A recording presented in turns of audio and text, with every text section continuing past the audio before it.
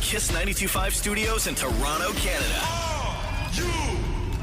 Ladies and gentlemen, This is Roz and Mocha. it's Roz and Mocha. What's going on? Hey guys, this is Bruno This Mars. is Selena Gomez. Chainsmokers. Lady Gaga. Calvin Harris. Celestia Cara. This is Ed Sheeran. You're listening to my boys Roz and Mocha. Roz and Mocha. My boys Roz and Mocha. The Roz and Mocha Show. Between Roz and Mocha, who is your favorite? You guys are so funny, man. Congratulations, Lisa! Wow! You just won $1,000. It's amazing. Y'all just made my entire morning. Keep it up. You guys are awesome, man. This is the Roz and Mocha Show podcast.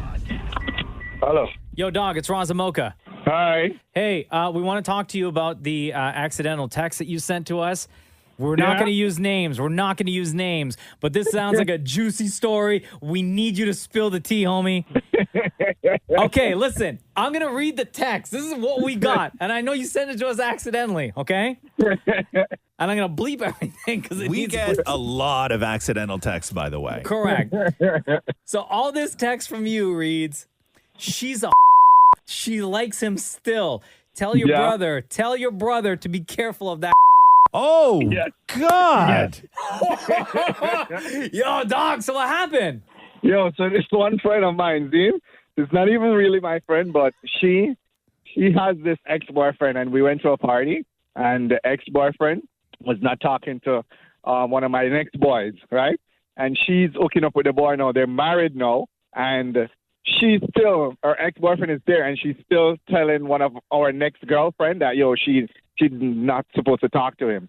And then months after, she hasn't talked to that girl since August.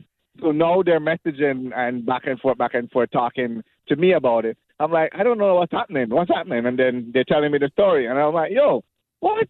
So I was messaging my boy to tell his friend, stay away. Tell her to stay away because she still likes that guy. So tell your brother to be careful because she's not letting him go because she hates this girl right now because the girl is talking to that guy, which is her ex-man. But do you think that she's hooking up with him? I think they are. Why she's married? Why she's so controlling, still trying to, she hates the girl right now. Said the girl is all self-centered and she lives in her own head and stuff like that. I'm like, what? So you're just trying to be a good friend. Yeah, I'm like, be careful of her because I don't know what's happening. Like, what's happening? Why is she so upset that you're talking to him, right? Yeah, man. Yo, do you think your friend's gonna listen though? Yeah, I hope so because I'm telling you, this is getting out of proportion. Like August gone a long time and now they're talking about it. And I'm like, what? So she haven't talked, and they talk daily. They used to talk every day, go to the mall and all of that. But now they're not talking. She avoiding her because she's talking to that guy. Yeah, she's trying to keep her secrets. That's why. Right?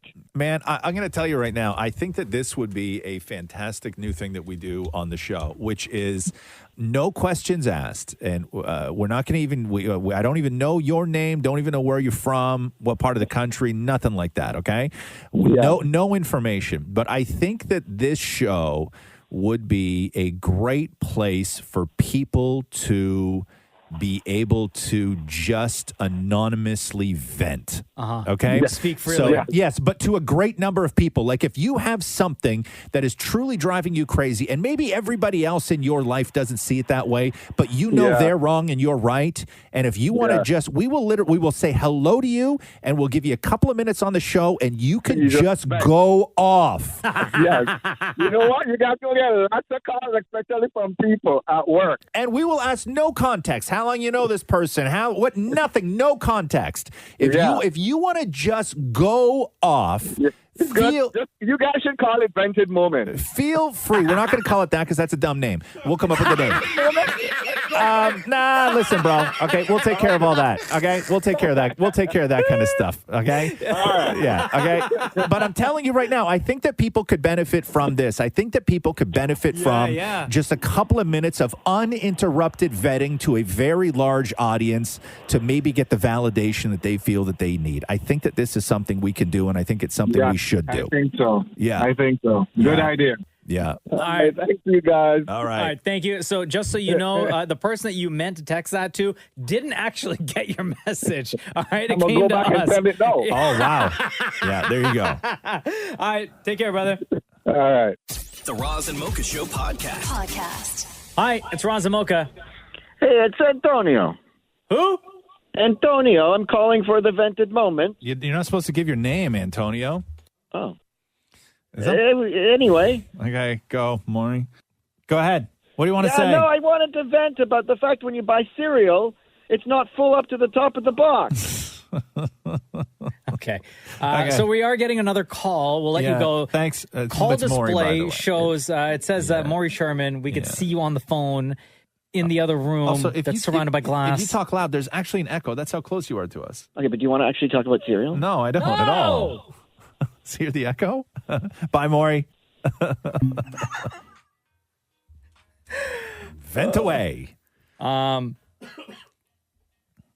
Yeah, if you have anything you want to say, no questions asked. We don't even need to know your name. What the purpose of this, as we discovered, is that will provide you with an incredible platform. Like if you have something that is just driving you crazy, whether it's a friend, a coworker, a boss, or whatever, you don't have to give any names. There doesn't even need to be context. You don't have to give your relation to this person, but if you just need a lot of people to hear the thing that's driving you nuts and you just need to vent, just do it here, man. We are getting a lot of reaction from people who say that they want to be a part of this and they would love to hear this. Hello, it's Roz and Mocha. Can you hear us? Hello? Hey. Hi. Yeah? Hi. Okay, vent away. We're not going to say anything. We're not going to ask you any questions. Just don't swear, okay? Oh, yeah. Okay, no problem. Go ahead. I work in a school in a small town, and right now we're in an outbreak with COVID, and yet public health isn't shutting our school down. So it's super frustrating. What do you really want to say to them? What do you really want to say to them? No, she can't really say what she really wants to say. Yeah. Just don't swear. Just don't swear. But Yeah, what do you really want to say to them? Well, I think it's ridiculous. I think this is the problem that we're having. I think we have 5 classrooms closed in our building, and our building only houses maybe 350 students. See, it's not cool. And it's not cool. And mask exemptions, ridiculous. And the principal, horrible. Oh, there we go. Now we're talking. See? Now we're talking. The principal, horrible. I love that. Thank you so much. Thank you. All right. Bye, love. All right. Bye. It's Roz and Mocha's Vented Moments. Please It's not. We're not calling it that. That's a stupid name, man. I actually like. I know we're clowning on it. No, it's but a stupid name. The more I say it, I actually like it. Vented Moments. I can't have one more thing about this show that I hate. Come on. What? Hey, hold on. Let's go down the list. Lots. We'll go down the. Do you want to call? When I get my vented moment, okay? Then we'll figure. Then we'll. Yeah. Exactly. No questions. No. So anyway, if you have anything that's driving you nuts and you just want to vent, right? What is that thing? Go ahead on the phone. Yeah, line 3. Please do not swear, but go ahead. Turn your radio down, sir. Yo, turn your radio down, man. Yo. Oh, yo, you got me? Oh my God. Can you hear us? Hold on. Hello. Oh, where'd they go? Maury. Yeah, gone. exactly. Can I go to line 1? Yeah? Exactly. Okay. You know what? I'm Line about to 1. go off soon, man. Line 1, go ahead. Hi. Welcome Can you guys to hear me? Yes. Yeah, can you hear us? Yeah. Okay, Go welcome ahead. to Roz and Mocha's Vented Moments. Vented Moments, that's awesome. Stop it. I just wanted to vent about drivers because every time I drive to work, there's always people who cannot drive, and I'm like just furious of how they got their license and why they're on the road, especially when there's like an accident on the other side of the road and people are slowing down to look. It's like, it's called rubbernecking. Like, why do you have to look at the accident? Just drive. Is this what I need to go happened? What's happening to you right now while you're on the road, or is somebody else No, it's doing happened something so else many to piss other you times. off? Oh, okay. Yeah, it's happened so many other times. And now that it snows, people don't clear off their cars properly, so you're literally driving behind them, and snow is like flying onto your car. Like, someone's going to get into an accident. I It's hate so annoying. that. Yes, It's I agree. so annoying. Oh, well, thank you very much for your vented moment. Oh, stop it. Okay, no problem. Take care. Thank you for listening. By the way, Goodbye. wait, before we let you go, between Roz and Mocha, who's your favorite? Too much Oh, information. it's Ross. Yes, he's so sarcastic, and I feel so bad for him that everyone's just like hating on him all the time. I don't need your pity. Wow. Okay. Add that to the list of things to vent about, Roz. Okay. I don't need your pity. The Roz and Mocha Show podcast. Oh, I have to play you this. Hit me. So somebody writes a letter to their girlfriend after, I guess, they got busted cheating. Ooh. And it's one of these, like, you know, it's an apology, it's a justification, it's all blah blah blah blah blah. All right? the BS that we don't All want the to hear. BS. I guess it was a text. So this girl named Jax, so her ex-boyfriend sent her a text apologizing for all the things that he had done that wound up ending their relationship. Way to go. These never work out well, right? No. So she decides to record. Screen grab and send it to all her friends. No. No.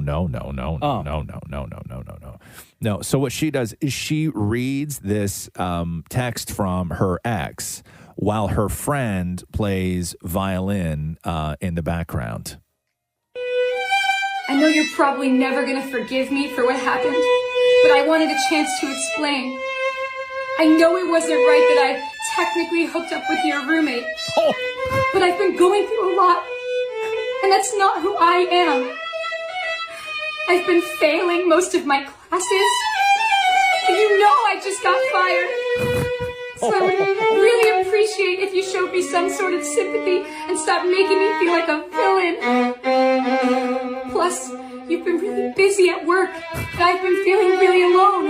Oh, God. I was just really missing you, and it was a one-time mistake. I love you so much more than Emily. What am I supposed to tell my family? I'm sorry, okay? Also, did you change the Netflix password? Oh, in your face, sir. That's far worse. I would almost rather she just ignore the text. Or screen grab it and send it to all her friends and then let them talk smack behind my back. There is no justification for, what did he say, technically hooking up with her roommate? Yeah. Oof. There's no justification for technically hooking up with the roommate, but I love his justification for technically hooking up with the roommate, which was, you've been working a lot and I was lonely. Oh, come on, dude. Also, I love you so much more than Emily. here's the kicker, too. Why this is way worse for this guy. Yeah. So I just looked her up on TikTok. Yeah. Her name is Jax Writes Songs. Yeah. 4.7 million people watch that video, that TikTok. No. This girl now has 7.8 million followers. What was that line? I love you so much more than Emily. What am I going to tell my family? I Yeah. love you so much more than Emily. And the follow-up? What am I supposed to tell my family? Yeah, like it's her fault. I'm sorry, okay? This part right here is the best, though. Also, did you change the Netflix password? The Roz and Mocha Show podcast. You got a long necklace on today. Can't even see the bottom of it.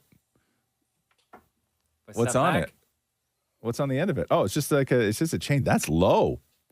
That's like almost at belly button, huh? You know what I'm saying? What is it, like beads? Yeah. Never seen you wear beads like that before. I had this a while, and I found it.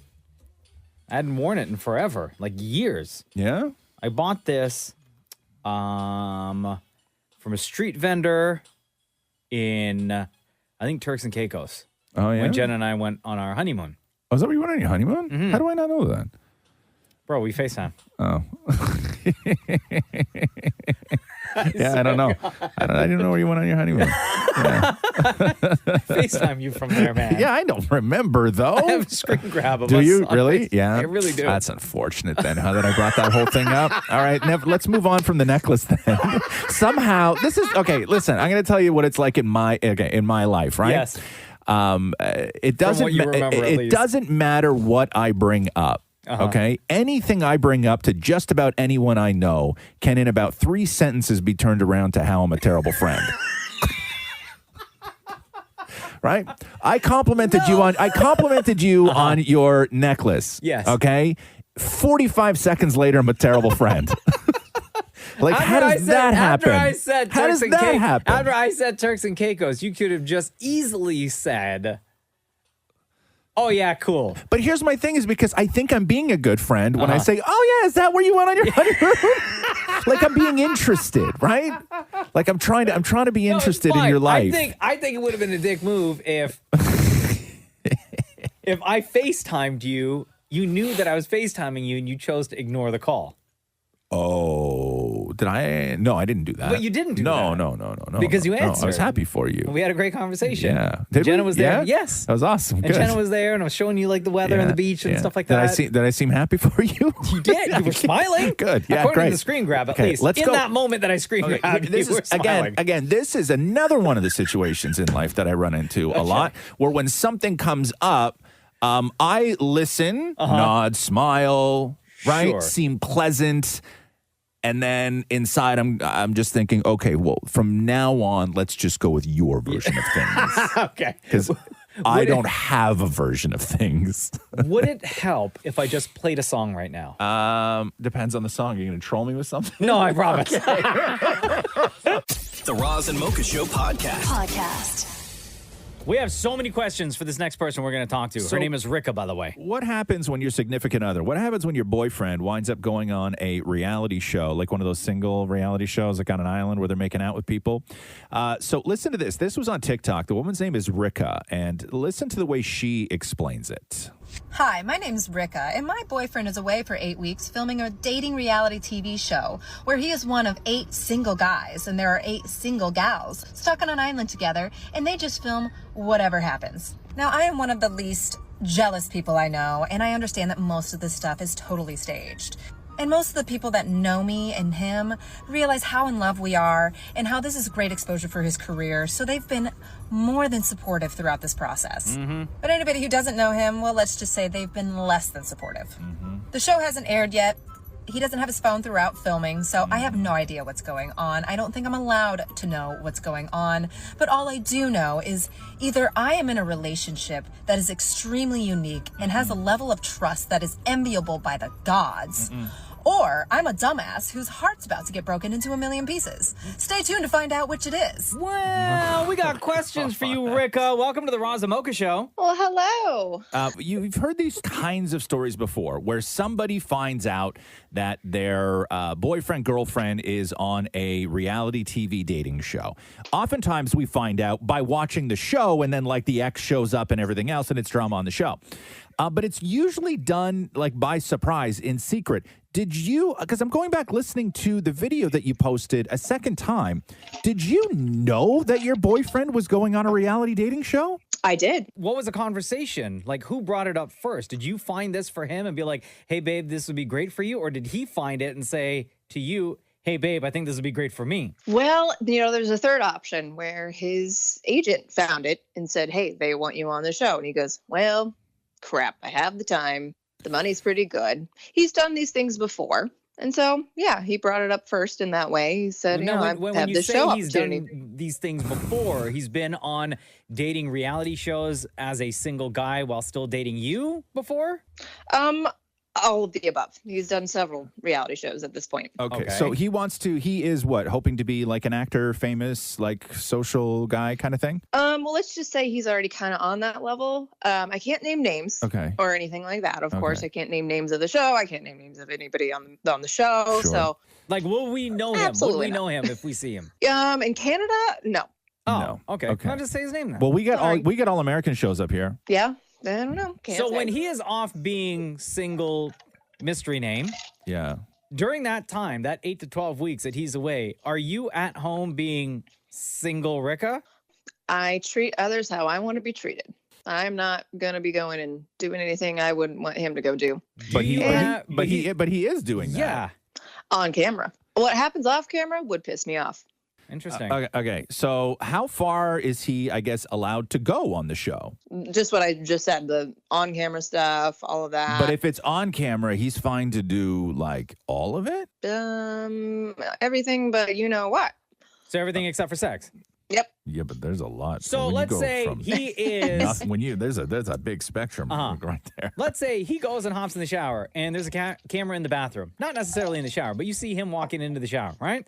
And like another woman who is there, who's into him, gets undressed, walks into the shower. You see that. It's on camera. You're okay with that? Yeah. Yeah. So do you guys have like generally like an open relationship? Like, is this sort of like how you guys live your lives or no? No, I mean, we're not like, hey, just go date and do anybody you want. Right. I do things that are kind of questionable in the relationship too, but there's got to be a level of trust, it's. Do you go on dating reality shows as well?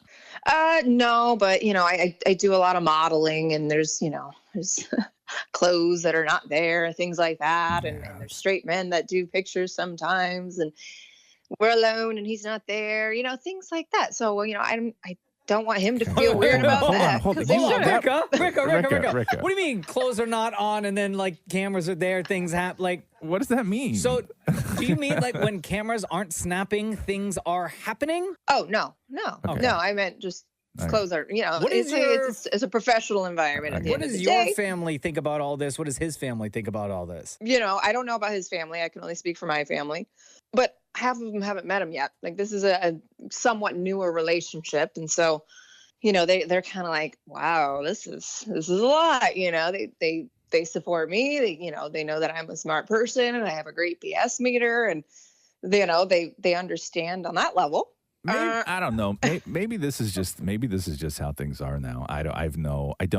How did you guys meet? Did you guys meet through social media? No, we met in person when I moved to Miami. Okay. Right. How long ago? How long you guys been dating? 4 or 5 months. Oh. So it's pretty new. Here's my question for you. Is you going on TikTok and sort of making this public and still sort of being coy about it, is this all part of the plan to promote him? No. I posted it because I had a harebrained idea to maybe do some like reaction videos, yada, yada.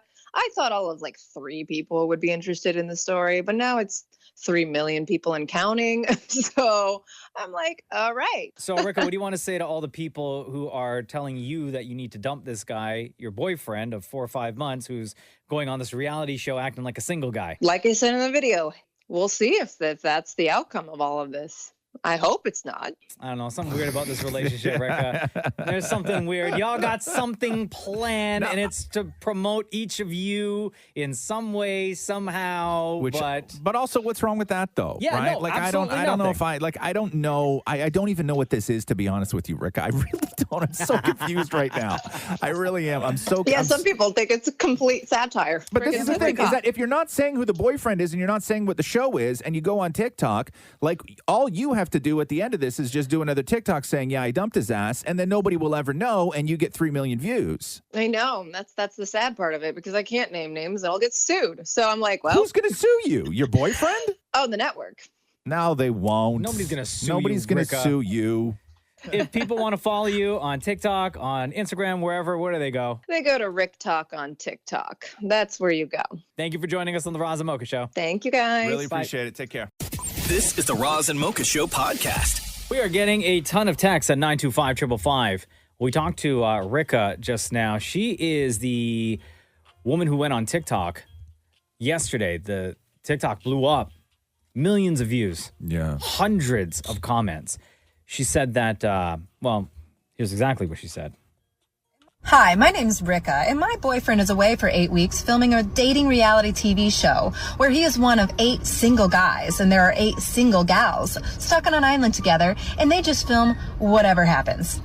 So we talked to her, Have and you checked she's her totally social fine. more to find out? Like, are there any pictures of the boyfriend, like, on her Insta or anything like that? Because couldn't I'm starting to think that the boyfriend doesn't even exist. So a lot of people are texting in saying that they think the exact same thing. Because Yeah. I went through her her TikTok, and I Yeah. couldn't find anything, at least recent. And she said that they've been dating 4 or 5 months, and she posts a lot. Yeah. Right? And there isn't any evidence of any boyfriend, from what I could see. No. I didn't go to her, like, I don't know if she's got Twitter or anything. I didn't go to her IG, anything like that. But just according to TikTok, her page, there's nothing there, right? Somebody said, imagine if he is real and he's on Love is Blind. Girl, just go dust up your online dating profile. You've been thrown back into the dating streets. Into the streets. You're in a relationship with your damn self, all alone. That guy is single. Another text reads, her man don't exist. She just wants attention. Yeah. Somebody else said, she is lying for sure. Somebody else said, this guy, if he's real, just got a hall pass. She's in denial. Ew, this itself sounds staged. Sounds like potential to have an open relationship as long as she consents and is of mutual understanding both ways, no harm. Not only do I think that they not have an open relationship, I don't even think that she has a boyfriend. Me neither. That's what I get the Right? sense. That Maury, she's just doing it what does for she have on, what's on her Instagram? her own clout. Is just, Hold on, get to the microphone, man. her Instagram is just very scandalous pictures of her, just her. Just her. Like this one here. So she has like a sort of pseudo-famous boyfriend, but she has nothing else. No, that man don't exist. She's Anything? She has 4,000 followers on Instagram, not verified. That's it? Yeah. And it's only pictures of her. Yeah, there's not one single picture of even another human being on her Instagram. It's just her. It's just her. Is it me or does she sound way too scripted and cool with this? Sounds Of course. set up. Yaz said, LOL, Rika just wants clout. Yeah. Also, just the whole my boyfriend's famous and all like it can't No, he's say not. anything. You're a liar. Yeah, I don't know, man. Somebody else said, Hundo P, she got a few side pieces on the go. If her boyfriend, like, here's the thing, right? These reality stars, the way that this works in that world is if her boyfriend was as famous as they are, I could go on a blog right now and find out who the guy is that's dating her because people would be following that guy and who he's dating. Right. Yes, absolutely. So he ain't real. Right? No. She's just doing it for the attention. You right? make up a whole boyfriend, huh? And Yeah. then turn him into a dirtbag. Another, like, that's I know. real wild. I'll end on this text at 925-555. Yeah. In the words of my grade 3 students, that lady is sus. The Roz and Mocha Show podcast. This really took off the past couple of days. Roz and Mocha's vented moments. Okay, I give up. AKA, go on. Okay, I would like AKA, to... what was it? Get off? Go off with Go Roz and off, Mocha. that's what I it- would just like to say I don't like the name of this segment, but I love the people involved. This is where... Would you rather us name it some of the other Let's suggestions? no. Roz and Mocha's ventilator? This is why I don't want to do this anymore. Let's just Okay. put a pin in the name, okay? And Okay. and if you are listening to this right now, we need no suggestions from you, okay? Like nothing. Don't bother texting a suggestion for the name of the segment. Nothing. We're going to be good, okay? You don't need to worry about us. A But triple venti with Roz and Mocha. this is, oh, for God's sake. This is where we give you the opportunity. Maybe you have something that you just need to get off your chest, okay? Where maybe the people in your life won't appreciate your grievance. Maybe the people in your life are the subject of your grievance. This is something that you've kept bottled up. Now, you could be completely anonymous. We won't even ask your name, but we will give you the platform to just vent, to just go off. And that is what we do. Hello, Roz and Mocha. Hi there. How are you, boys? Good. What's going on? I'm about to go off. I'm gonna call it going off because I am so sick and tired of sanitizers and damn stores, coffee shops, Walmart, McDonald's, whatever you want to call it. Uh-huh. As I was waiting for this phone call, I went into Timmy's to get my coffee. Yeah, I'm on speaker. People are staring at me. I went to go sanitize my hands like a good human, and the damn thing like squirted all over my shirt. I'm just sick and tired of the inconsistency in these damn sanitizers, and I like. My blood is boiling. Like my Apple Watch, like it's telling me to take a deep breath, and I'm not taking a deep breath. Yo, what's your heart rate at right now? It's at 126, man. I'm done. I'm That's sick so of it. high. Like I go to the liquor store. It smells like grappa or tequila or vodka from Russia. Like I'm so done with all these different textures of sanitizer. And then I tell my wife, and she's like, "You're just complaining. Just wash your hands." I wash my hands. There's a damn pandemic going on. What do you mean right now? I just want some damn consistency in hand sanitizer. Why is that such a damn problem right now? I honestly, you squirt one in the one TSC store, and it goes flying across the room, hits the lady, and she looks at me like I'm the idiot. Yep. Like, I'm so done. Yep. Like, I'm so done with this. And it ruined 2 of my shirts because I don't know what the hell they're putting in them. Yeah, I'm telling you, man, it's a problem. By the end of the day, I look like, I'm like chapped. I look like a chalkboard. Like, I'm just so chapped. Like, it doesn't matter what kind of lotion I put on. My hands are cracking. I've never had issues with dry skin, but now I look like a dried prune. Like, I'm so done.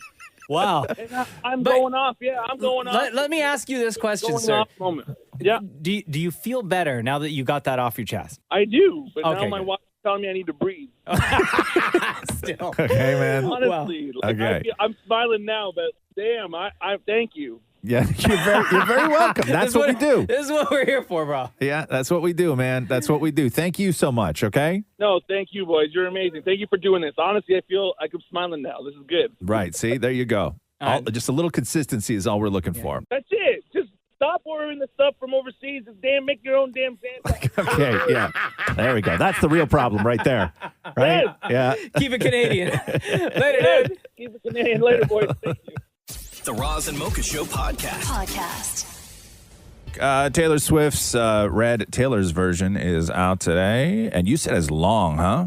Bro, this album clocks in at 2 hours and 11 minutes.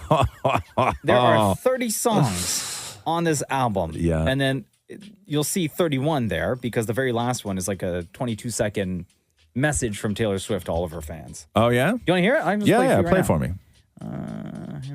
Message from Taylor Swift. Here's what she says. Musically and lyrically, Red resembled a heartbroken person. It was all over the place, a fractured mosaic of feelings that somehow all fit together in the end. Happy, free, confused, lonely, devastated, euphoric, wild, and tortured by memories past. These are the original 30 songs that were meant for Red. I love you guys.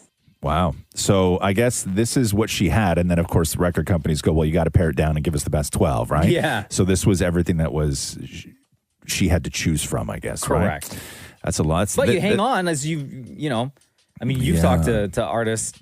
We've both talked to artists so many times where they record or they've written songs for this hundreds. one particular album. Yeah. And there are sometimes 30 plus, sometimes hundreds, right? Yeah. And Taylor also on SNL this weekend. She was on with Fallon last night, teasing at what she might deliver on that show. You're performing on Saturday Night Live.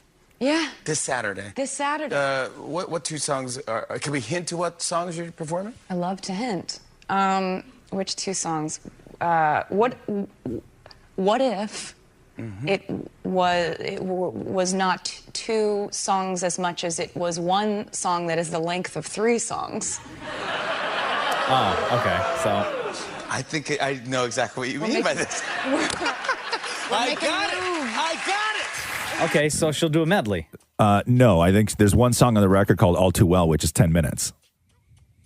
Oh, facts. Right? Yeah. I think that's... Oh, God. 10 minutes? Yeah. So I think that, like, what are they going to do? Because normally you get 2 performance slots on SNL. Do you think they're going to break format and just give her one sort of right in the middle? I think so. And I think just- that they'll do like one less skit. Yeah. What'd they do?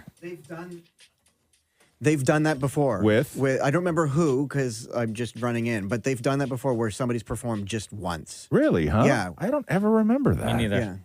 Yeah. Who was it? Find out who it was. Yeah. And was it like another big giant sort of like epic track? Anyway, so Taylor Swift on SNL, Red Taylor's version is out now. She has a brand new song that's like the next like big single that you'll hear on the radio and streaming platforms everywhere. It's called Message in a Bottle. So Okay. I think she's still going to perform that.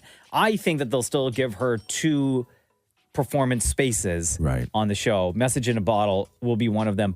The Roz and Mocha Show podcast. Remember Becky with the good hair? When Beyonce released... if you ask Jay-Z, he'd be like, who? No. So Beyonce dropped that line in... What song was that from again? God, I don't even remember what track that was. One of the tracks from the Lemonade album. Yeah, but she said Becky with the good hair, and then everybody was trying to figure out who Becky with the good hair was. And... Taylor Swift is very much on that same path and always has been, where she'll drop these hints about people and then the internet detectives sort of go to work, right? Of course. They do their best. She was on SNL over the weekend, and they really leaned into the sucks to be Taylor's ex. People were trying to figure out where Jake Gyllenhaal was all weekend, find out how he spent his weekend while Taylor was doing a 10-minute version of a song dedicated to him on SNL. Here's a little bit of weekend update. Well, guys, I think the lesson we all learned this week is never break up with Taylor Swift. She will sing about you for 10 minutes on national television.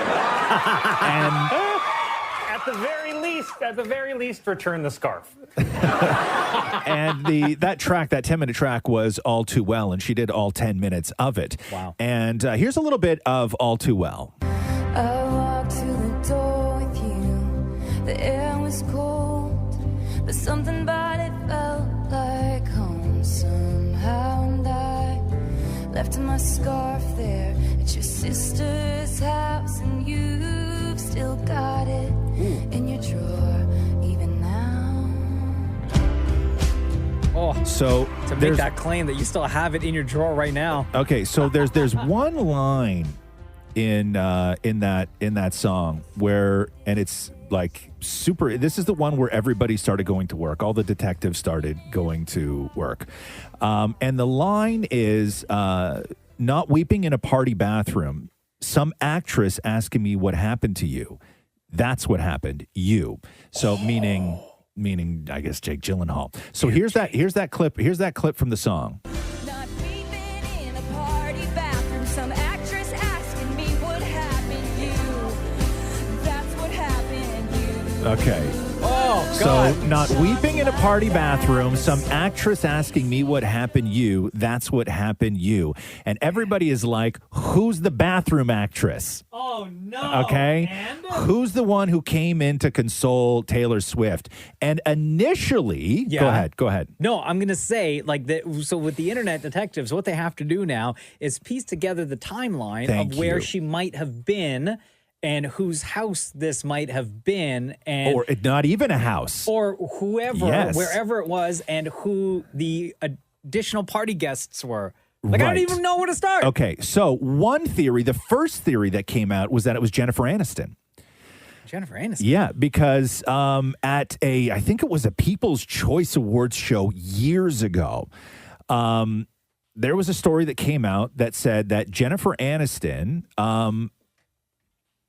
was at the Nokia Theater in Los Angeles when Taylor Swift was 21 years old and told Taylor Swift to hang in there, and that she wanted Taylor to know that everything was going to be okay, and told her to just go out and have some fun. That was the story there, because if you remember, Jen Aniston and Taylor Swift both dated John Mayer. Oh, right. Yeah. Right. Okay. So they had that in common. Oh, right? and then I guess you would have to look at the timeline of the relationship because it was so short-lived. It was 8 months, right? Between I think so, yeah. It was like between like October and December. So then you have to figure out Taylor Swift's whereabouts within those 8 weeks. So, Oh my God, it's crazy. that story did happen where Jennifer Aniston did talk to Taylor Swift and told her, things will get better because remember, Jennifer Aniston went through it like crazy with big time. Brad Pitt and then John Mayer and then everybody else, right? But Jennifer Aniston's good friend, a woman named Jen Meyer, saw this story on Instagram and then replied this: "Not true, people. You have the wrong actress." Oh, so it's not Jennifer Okay, Aniston. so confirmed now from a good friend, verified, blue check mark on Instagram, good friend of Jen Aniston. Okay. Then we get to Anne Hathaway. Okay. Anne Hathaway starred with Jake Gyllenhaal in Love and Other Drugs in 2010. She told Glamour magazine in 2015 that she first met Taylor Swift when Taylor Swift was dating Jake Gyllenhaal. Oh, my God. Okay, and the timing of that one works. So right now, all the detectives have gone now away from Jen Aniston, and now everybody believes that actress who walked into the bathroom to console Taylor Swift, who was crying, was in fact Anne Hathaway. Damn. Okay? But I still find it weird that, like... It works, Swifties. I'll tell you, because the line in the song, though, like my problem with that is that the line in the song is not very complimentary, right? It's, now I'm weeping in a party bathroom. Some actress asking me what happened. Some actress, not like some great woman consoling me. It's some actress. Nobody wants to be some actress, Or whether was it you're someone Anne that Taylor Hathaway or Swift didn't Jen really know? Aniston. Oh, no. No, Taylor Swift knows. But it's the fact that she says some actress, which is sort of derogatory in a way, depending on how you're taking it. But yeah, so if you're wondering why everybody's talking about Anne Hathaway today in relation to Taylor Swift, is because everybody now believes that it was in fact Anne Hathaway who is the bathroom actress in Taylor's new track. Not weeping in a party bathroom. Some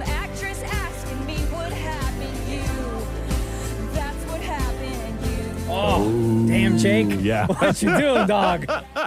The Roz and Mocha Show Podcast. So everybody's freaking out over the new Taylor Swift Red Taylor's version. If you can find the clip, I think it's People Are Confused or whatever the hell it's called. People are confused. Why? Yeah, because Taylor, they pressed her vinyl. People don't understand, like, records, right? Like, What's a record? People collect records. People who are into vinyl know vinyl. But people who are buying vinyl for the first time, like Red Taylor's version for the first time, putting it on a record player, whatever else, they're leaving negative reviews everywhere because they think that A, they got punked, or two, that it's not Taylor Swift. Because normally full albums are recorded at 33 RPM, right? Which is 33 rotations per minute. Taylor recorded Red Taylor's version at 45 RPM. Oh, that's too fast, Taylor. What you doing? So if you play Red Taylor's version. Oh, I guess no, too slow. If you play Red Taylor's version at 33, which you normally would for a full-size record, Yeah. she sounds like a dude. Oh. We called it off again last night, but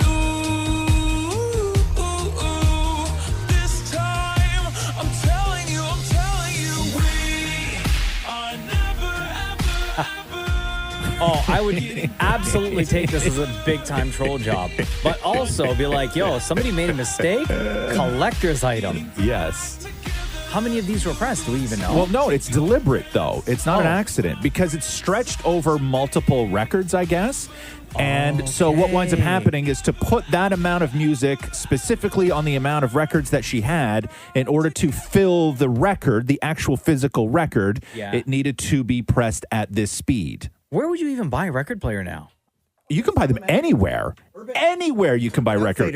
Urban Outfitters has Yeah. a whole section. Oh, You can buy I didn't record. know. You can buy record players anywhere. They now. also on this didn't say, normally it would say on the label. It didn't have any markings. Yeah, so people had to figure it out themselves. But people bought this thinking that they got hustled. Like they just didn't think, oh, it's Change playing the at speed. it's playing at the wrong speed. I gotta Gotcha. just change the speed. Yeah. Because normally But why for would like you? Because why would you even think about that? yeah, but if I put a record on, it was playing slow. My head, right, knowing vinyl, I would just go and I'd flick the switch. Right. But if you don't know, Yeah, but you don't know, right? And that's the funny part about this is and then that you go and you leave a bad review. they're leaving like before they actually look to say to I wonder if there's anything that'll fix this. There's 3 buttons on a record player. Sure. Right? Maybe 3 if you're lucky. Tempo, 3345. Tempo? And volume. No.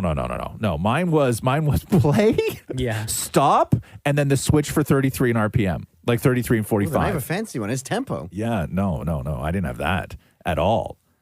So people were just going straight to online. Oh, being like, yo, my Taylor, God. what you doing, girl? Yeah. Why is there a man singing? Yeah. Put it in reverse, Taylor. Play it again for me. Play it again for me. we called it off I don't actually again mind last night, but No, like the beat actually sounds pretty good. It at this sounds speed. like it sounds like one of those bands like was it Fun? I was just or- going to say Nate Roos from Fun. What's the other band that did a song just like that at that time? Like Fun, not Imagine Dragons. Plain No, White not T-shirts? Imagine Dragons. No, Do you mean Bastille? no. It was around that same era where like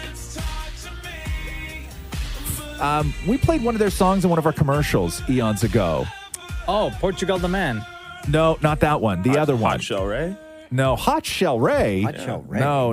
I don't know what it was, but it sounds like that. But it sounds like one of those like 2000. that. Yeah. The Roz and Mocha Show Podcast. Adam Driver. I don't think that this is any sort of big surprise here, which is Adam Driver doesn't like doing Comic-Con. He doesn't seem the Comic-Con type. No, right? not at all. Like Robert Downey Jr., yeah, the Of Comic-Con type. All the Chris's, Comic-Con type. But Adam Driver has that kind of personality that he seems like an introvert a little bit Yeah, but when he's not acting, right? Okay, yes. However, I will say this. There have been plenty of introverts who were introverted at that age that have all sort of grown out of it and are now in the Marvel Cinematic Universe, right? Okay. Robert Downey Jr. is a great example of that, right? Robert Downey Jr. years ago, you would never he would have been almost last on your list as somebody you would have seen in like a popcorn action flick. Because he used to be mean, right? Well, but no, that was he wasn't mean. He was incarcerated. Right, but it was substance abuse, right? Yeah. There was the story of when he broke into somebody's house and I think went into their bed and stuff. Like they found him passed out in somebody's house. And there was that famous courtroom scene where the judge was sentencing him to jail for basically rehabilitation, and he was in the courtroom and said, talking to the judge, talking about how he needed help, and that's when he said the famous line of I have a shotgun in my mouth and I like the taste of gunmetal. Oh, wow. Where he I was didn't even know that. yeah. So because back in the day, when they did Iron Man, I remember years ago interviewing Gwyneth Paltrow. Where she was talking about the sort of transformation of Robert Downey Jr. And she made mention years ago that when Robert Downey Jr. was cast as Iron Man, the studio had a hard time with it because he wasn't insurable at the time. And she said that he didn't even have a car at the time. Wasn't allowed to drive. Right? Yeah. So anyway, so he was that, and now he loves it, everything else. Sure. I think Adam Driver is 100% the type, because Adam Driver is basically younger Harrison Ford. Harrison Ford hated everything about Star Wars and the fandom. Oh, yeah. He did not enjoy any of it, and then, of course, all these years later, he comes back and does the movies and is totally fine with it. I think Adam Driver may get there at some point, but he'll be 60 at Comic-Con and love it. Okay. But right now, Adam Driver, not a huge fan of Comic-Con, and he was on the Graham Norton show explaining what it was like his one and only time. You went to a Comic-Con. Did you like that? No. I didn't know I was not going to like it till I didn't know the rules of a Comic-Con. If you want to go outside there, just put a mask on so nobody knows who you are, because Star Wars was very, hadn't come out yet. Then I opened my window because I'd been in the room for 24 hours before this thing we're supposed to do, and then there was a band at the bottom of the building playing the Star Wars theme on repeat because we were all staying in a hotel. Oh, no. So it was scary. I mean, it's nice. I'm not anxious to go again. It's just a little bit too much for Mr. Adam Driver. Wow. The Roz and Mocha Show podcast. Yo, Jacob, what's up, dude? It's Roz and Mocha. I think you texted us by accident, but we have to get to the bottom of this text. Yeah, it's my girl, man. Jacob texted and said, "Dear Nicole, I'm sorry for everything. I love and miss you every day." No. Now, did you mean to send that to Nicole, or did you mean to send it to us for us to read on the radio? To read on the radio, brother. Oh. Okay. So wait. So what's your name, Jacob? That is correct. Okay. And who's Nicole? That's my ex-girlfriend. And what happened? A lot. A lot. You screwed up, huh? No. I didn't mess around or nothing like that. No, I just, life got the best of us. Kids got involved and just different marriages and whatnot. But no, I did not mess around on her. No, I would never. Okay. And it was just like a series of events that took place before the initial or the inevitable breakup? Pretty much, yeah. And how long you guys been split now? A couple of weeks. How long were you together for? About a year. That's tough, man. Oh, That's But you tough. know what? It was the one. It was just the one that got away. I hear you, man. So she broke up with you then, or was it like a conversation you guys had and you both agreed that? We both went separate ways, pretty much. Yeah. Well, I don't know what the full story is, and unfortunately, we can't talk to Nicole. But if she's listening right now, and you want to say something to her, like get everything out there in the open, what do you want to say to Nicole? I'm just really sorry for my actions. That's it. Yeah, we hear you, man. It's tough. I was very immature and childish at times, and that's about it. Were you getting real dirty, in when you guys would argue, just saying really horrific, mean there stuff? was no arguing. You know what? No, I was very immature for my age. Yeah, I hear I'll you, admit man. it. I'll be the first one to admit it, right? Yeah, let's hope that carries a little bit of weight, man. I don't know. I should listen to you guys every day, every Friday. You know what? And It's hot. It's tough, man. It's tough. Oh, All right, buddy. Well- so your name is Jacob. Her name is Nicole. And Mocha, what was that text again? Dear Nicole, I'm sorry for everything. I love and miss you every day. There we go. Thanks, Jacob. Thanks, guys. You guys are awesome. Hey, real quick, between Roz and I know your heart's like broken right now and everything, but I got to ask. Between Roz and Mocha, who's your favorite? Ross. Me. Both of you guys are awesome. Now, let me ask you this question, and I never ask questions, but if you were still with Nicole and super happy, would you have then said Mocha? Because I'm getting the feeling you're only saying me because you're miserable. Not at all. Okay. I'm not miserable. I just, you know what, regret my actions. That's about it. I hear you, brother. You know? Much love to you, Jacob. Thank you so much. Thanks, you guys. You guys are awesome. The Roz and Mocha Show podcast. Adele. Yo, that special last night. Yeah, man. A lot of people watched it. Not me. I was in bed. Why'd they start at 8:30? A lot of people there. Oprah, Gayle King, Leonardo DiCaprio, Selena Gomez, Lizzo, Drake, Kris Jenner, Gabrielle Union, Dwayne Wade, Aaron Paul. Aaron Paul! Oh, yeah? Melissa McCarthy, Sarah Paulson, Tracy Ellis Ross, Nicole Richie, Tyler Perry, Ellen DeGeneres, Jesse Tyler Ferguson. Wow. Ava DuVernay, Gordon Ramsay, Seth Rogen, James Corden. James Corden's at everything, man.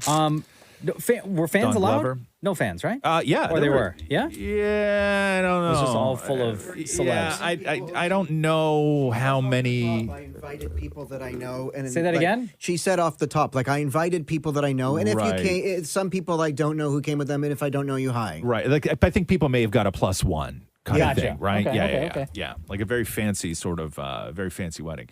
Somebody got engaged during the show, which was really incredible. This poor woman had no idea what was going on. Oh, my God. It was like the sweetest clip. Can I ask a quick question about that? So this was taped like a few weeks ago. So does that mean that engaged couple can't tell anybody till it airs? No, I don't know. I think that they I'm sure they probably told their could. family. Yeah. I think that they told their family. I 'Cause just don't think that they could post about it on Yeah. social, right?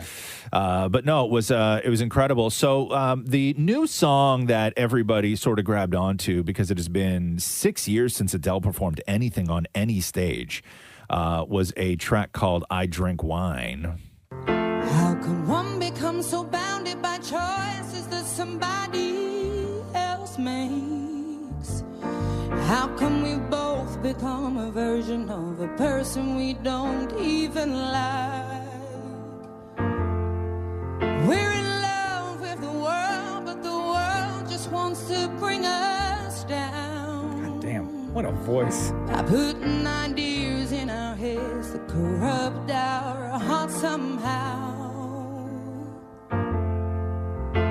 When I was a child, every Beautiful. single thing could blow my And this was one of those songs when the track listing came out 2 weeks ago. People were all over this particular title, right? I thought somebody wrote, Adele drinks wine, I drink wine. We're basically best friends. Or like we're one and the same or something like that. But one of the incredible things about last night, aside from the Oprah interview and everything else, and here she is with Oprah, but one of the incredible things was that this was her son Angelo's first time ever seeing his mom perform live, right? Oh, for real? Yeah. Oh, wow. Because it's been 6 Oh, I years. guess, yeah. Yeah. That makes sense. Yeah. So here's Adele talking about Angelo. Does Angelo know that you are Adele? No, apart from the other day, he watched the Easy on Me video, like countdown to when it premiered, whatever. I didn't watch that. And he was like, there was like 150,000 people waiting and like blah, blah, blah. And he was like, you had all these likes. And then he read the comments and then he was like, people really like you. Like, so he's starting to get it a little bit, but not really. Didn't you take him to a Taylor Swift concert and he was like... He loved it. I couldn't believe that all those people were in there? Yeah, because he used to come to my stadium shows for my rehearsals and it would be empty. So he was like, so many people come to her shows. I'd make him leave before they all arrived. It was so cute and so funny. He loved it, yeah. He's never seen you perform live? No.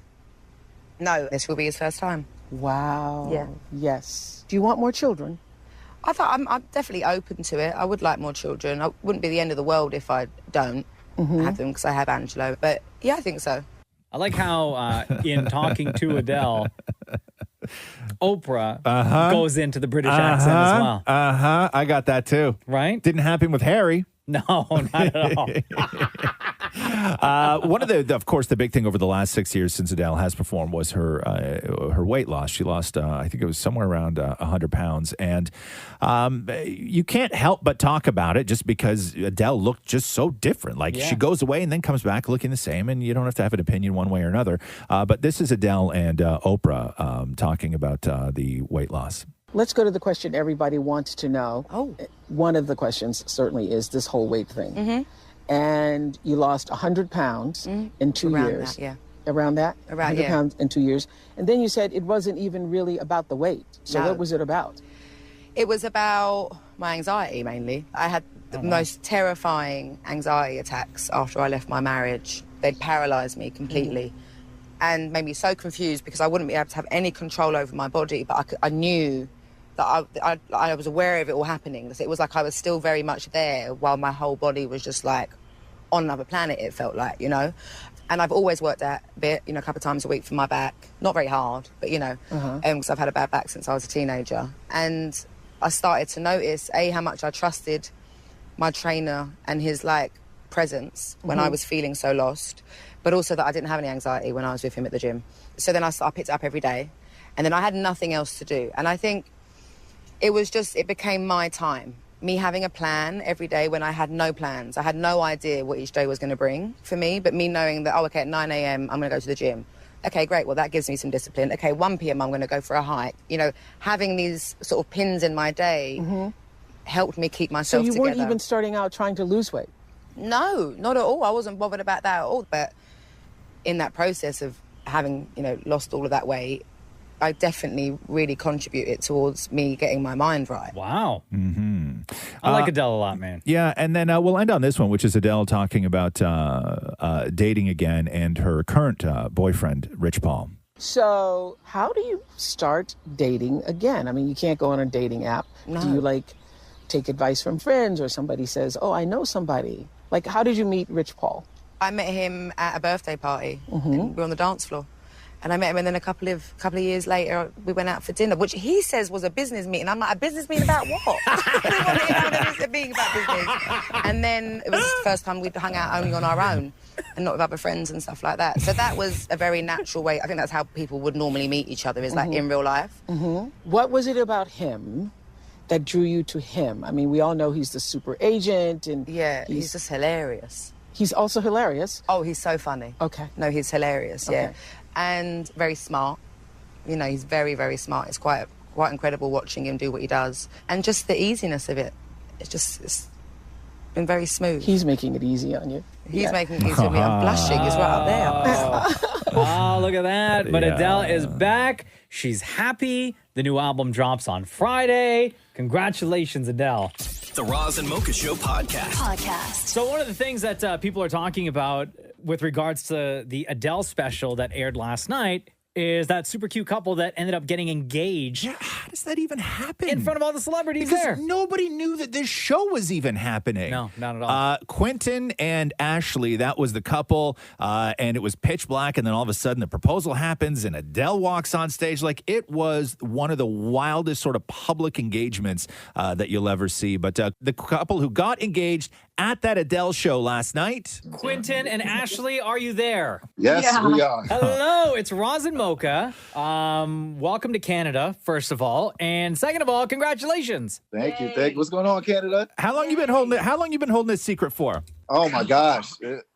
We've been holding a secret for maybe about 3 weeks now. 3 weeks. 3 weeks. Now, we were talking in here. Was there any, were you allowed to tell people, or were you sort of sworn to secrecy? Like, did your family know that this all happened? Well, we could tell them that we got engaged. We just couldn't divulge the details. So we just told them that, we went on a surprise date and got engaged at the observatory, which is pretty typical, like in LA, because it's so nice up there. Like, it's not too weird. And I love it up there. It's probably my favorite place in Los Angeles. So Ashley, take us through your perspective. What did Quentin say to you prior to arriving there? What did you think was going to happen? Did you have any thought in your mind at all that he was going to propose? I had zero thought because I had zero time. It was actually probably the busiest work weekend of my life. So I was really barely paying attention to him. That day, I actually worked from 6 a.m. until he made me leave work early. So he's like, have to leave work early. I'm taking you on this surprise date. And he actually told me like a week before. So I knew that he wanted to take me on a date, which is pretty typical of him. Like we do surprise dates. So in no way did I think that he was proposing, that's for sure, especially with wet hair and ugly nails. So, how long were you in the blindfold and the headphones for then? I was probably in the blindfold for like 15 or 20 minutes. He kind of caught me at a good time because I was exhausted. So I was like, I'm going to fall asleep. He's like, just take a nap. Oh, no. Wow. So what did he say to you, though, like, in order for you to get the blindfold on and the headphones on? And, like, were you suspicious at all at that point? No, he said, I love you. Just trust me. Yeah. Just trust me. And he gave me the look in his eyes. I was like, why are you being a weirdo? Plus, if you knew this guy, like, he's a super weirdo, so he's always doing weird things. Wow. So it really True didn't love, huh? throw me off. Like, Damn, I Quentin. didn't. I knew that the headphones and the blindfold was going to be the hardest part. So I was prepping her all day for that. I bought her favorite food. I was just trying to get on her good side because I knew that was going to be the hardest thing ever. He also fed me champagne first. That helps. Oh, Champagne. wow. And were you listening to anything in the headphones? Yeah, I was listening to music actually. And Oh, now okay. looking back on it, I actually listened to like 2 or 3 Adele songs. And, you know, obviously I wasn't putting it all together, but I was quite enjoying the playlist. But yeah, there was a playlist playing in my ears. So like I couldn't hear anything. So when this happens, we'll get to you seeing Adele for the first time in 1 second. But when this happens and you realize that there's all these people there, and this isn't like a regular sort of concert where, you know, there's ticket holders there. Like Leonardo DiCaprio is there with a +1. Oprah is there. Like this was a star-studded crowd. And then you have Adele on stage. When you took the blindfold off, Ashley, where the hell did you think you were? I thought I was in heaven. I literally thought that I was in heaven. I was like, I could be dead right now. Oh, no. Like, on what planet would this be happening that you're in a room full of celebrity? I mean, on what planet would that be happening? And then when you guys took your seats, who were you sitting beside? Lizzo? Lizzo was on my right. Melissa McCarthy was on my left. We had Kerry Washington at the end. Ellen DeGeneres was behind us. Wow. Goodness. Excuse me. So it was insane. Here's another question. So Quentin and Ashley are on the Roz and Mocha show right now. Y'all are the couple that we saw got engaged on the Adele special last night. How did all of this come together, Quentin? Who did you reach out to?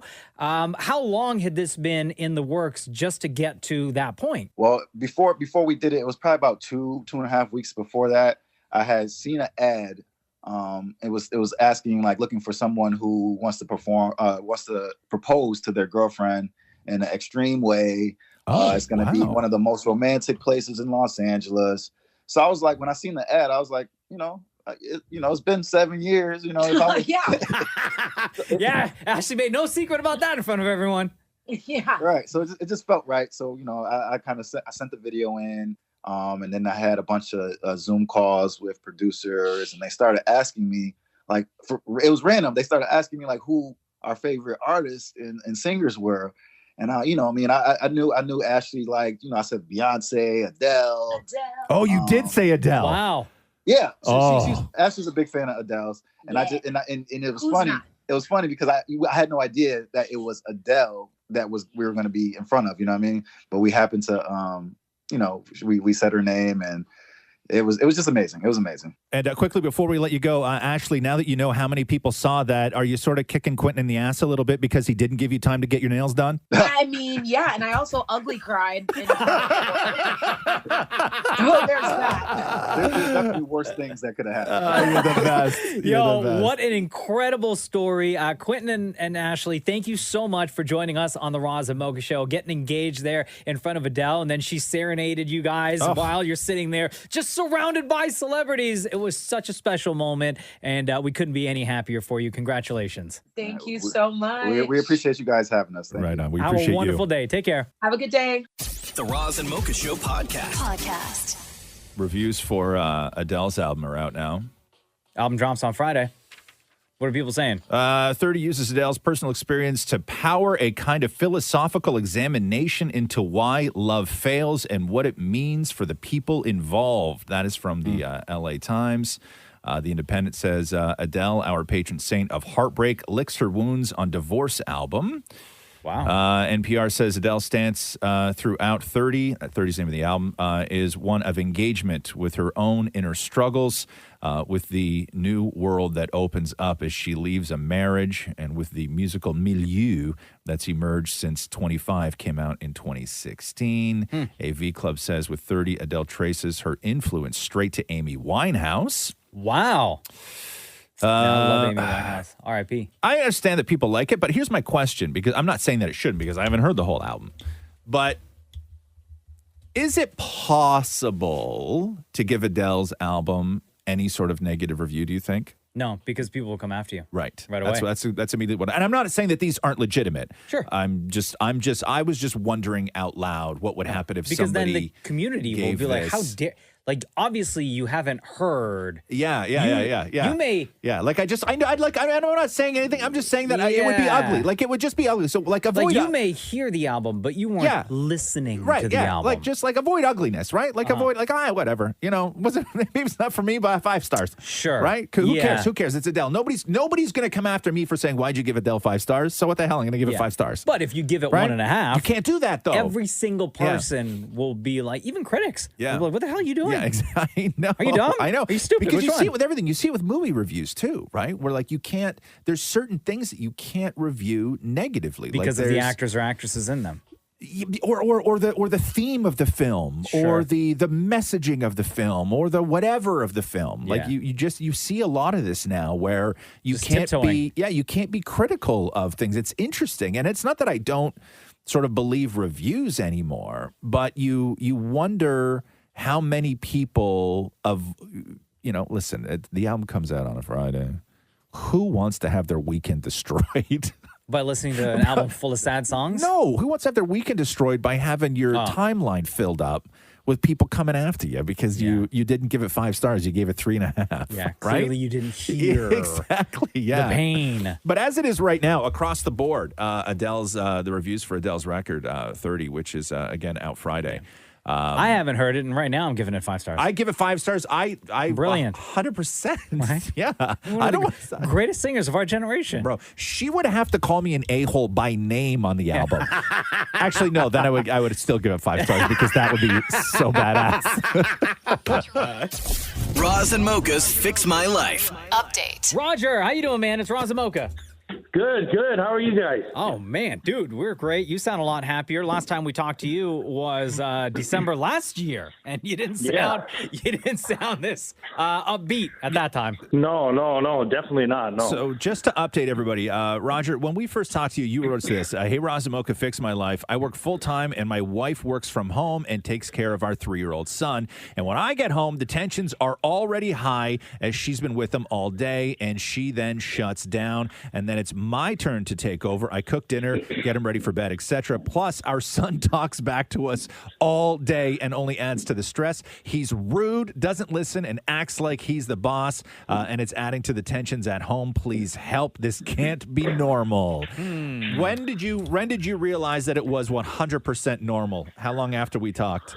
As soon as I got home. Yeah.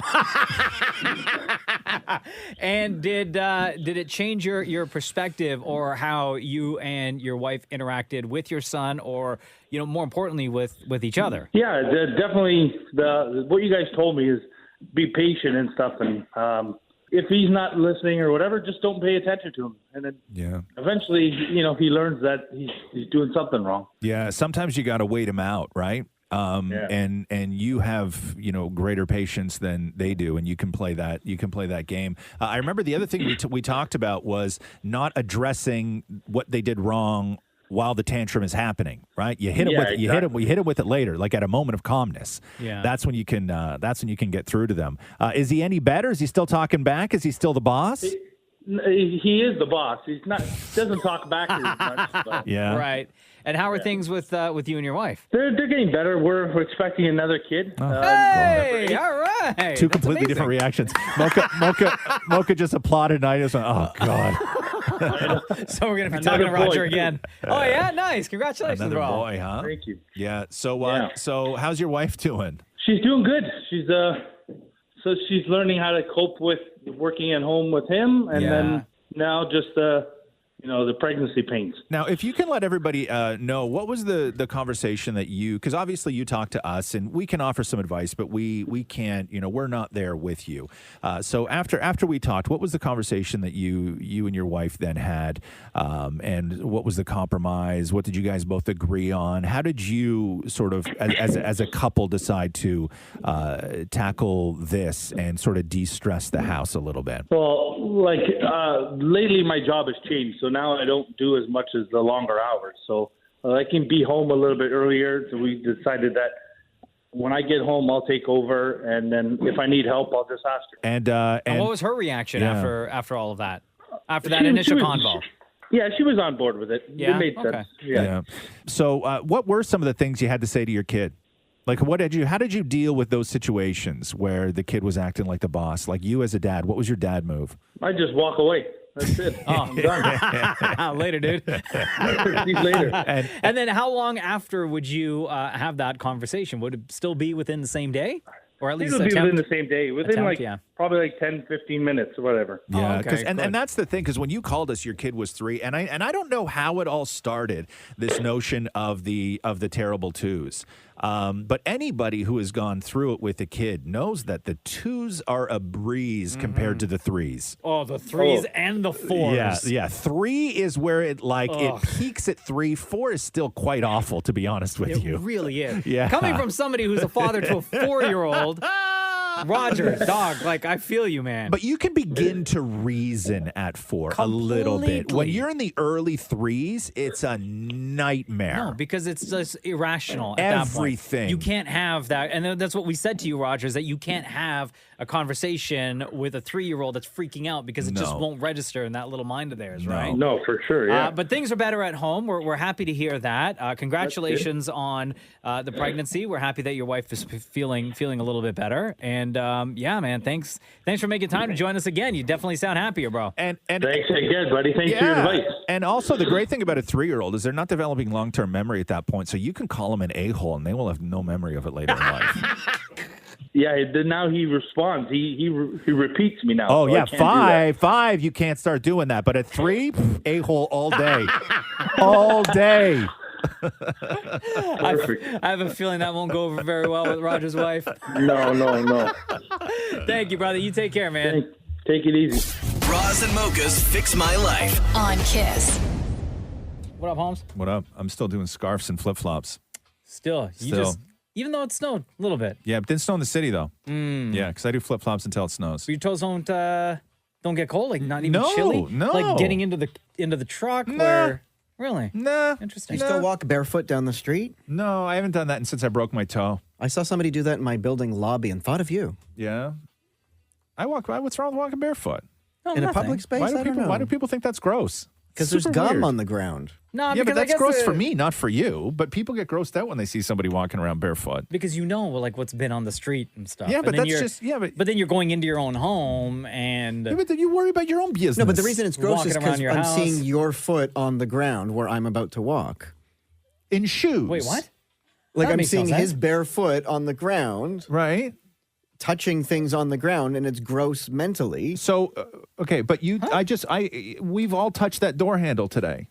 That's not gross? Yeah, but you didn't touch it with your foot. But where I walk in bare feet, you walk with shoes. What's gross about that? No, thinking about your foot on those things is gross. Like in just seeing a bare foot. You just don't like feet. No, I don't like feet. Yeah, at all, right? No, I don't. No. Does Matthew like feet? Oh, he hates? That's why I have to wear socks in bed. Oh, that's right. I forgot. Oh, no. That's why I have to wear socks to bed. What about, though, No. before you have to get into the pool? Like when you guys are at your dad's place?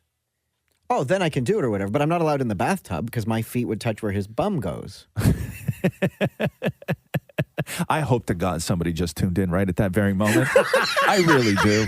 I really do. That's a dream right there. There's a lot of dreams that I have. There's a lot of dreams that I've had that have come true where I fulfilled those dreams. A dream that I didn't even know that I had that I just hope to God came true was one individual out of the millions, one individual who just popped over to this show at the moment Maury said he doesn't want my feet to touch where his bum goes.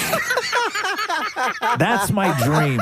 I hope to God that happened, and I'm not going to provide any context moving forward. Because if that's all you heard, that's all you heard. Yeah, and also welcome to the Roz and Mocha Show. The Roz and Mocha Show podcast. DJ Khaled has another one. Did you hear about this? Another what? He's got a chicken wing startup. That's the dream, huh? Mm-hmm. Listen to this.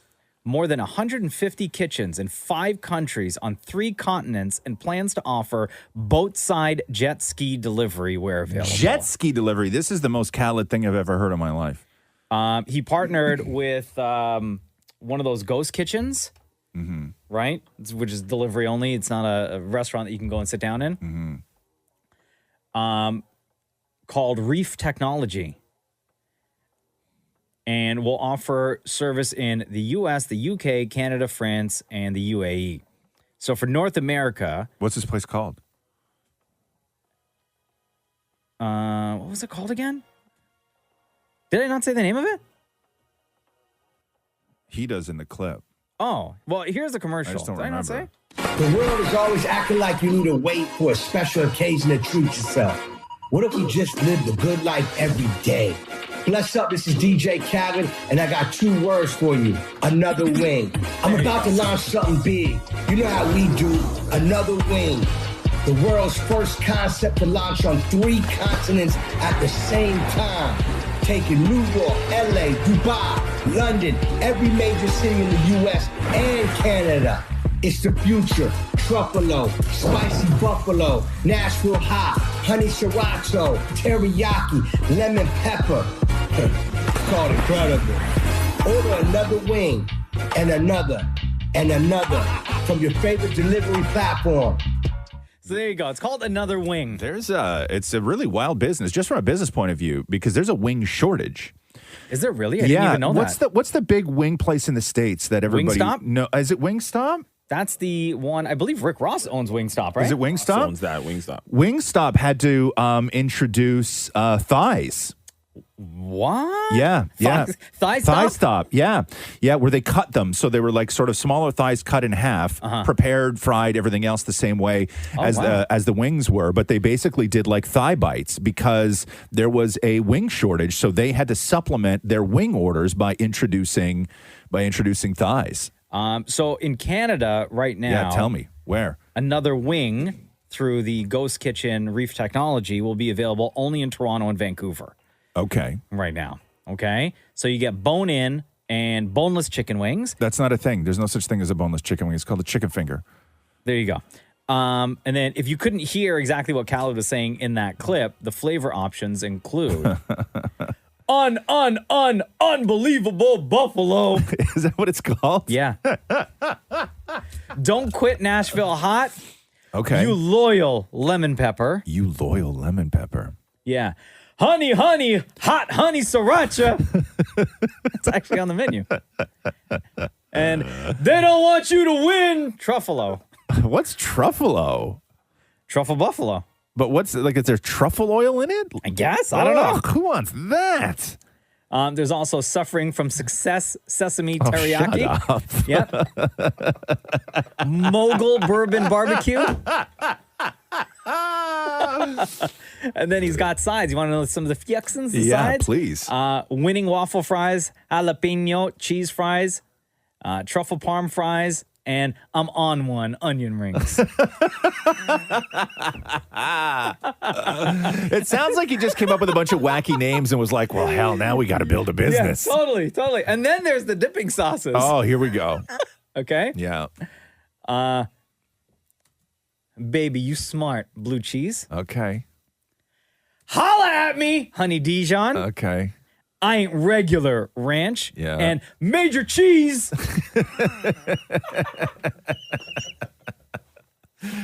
Yeah, I'll try him out. And then his dessert. Oh, my God. So we got all these incredible names. Wow. Right? Yeah, all these yeah. gimmicky names Yeah.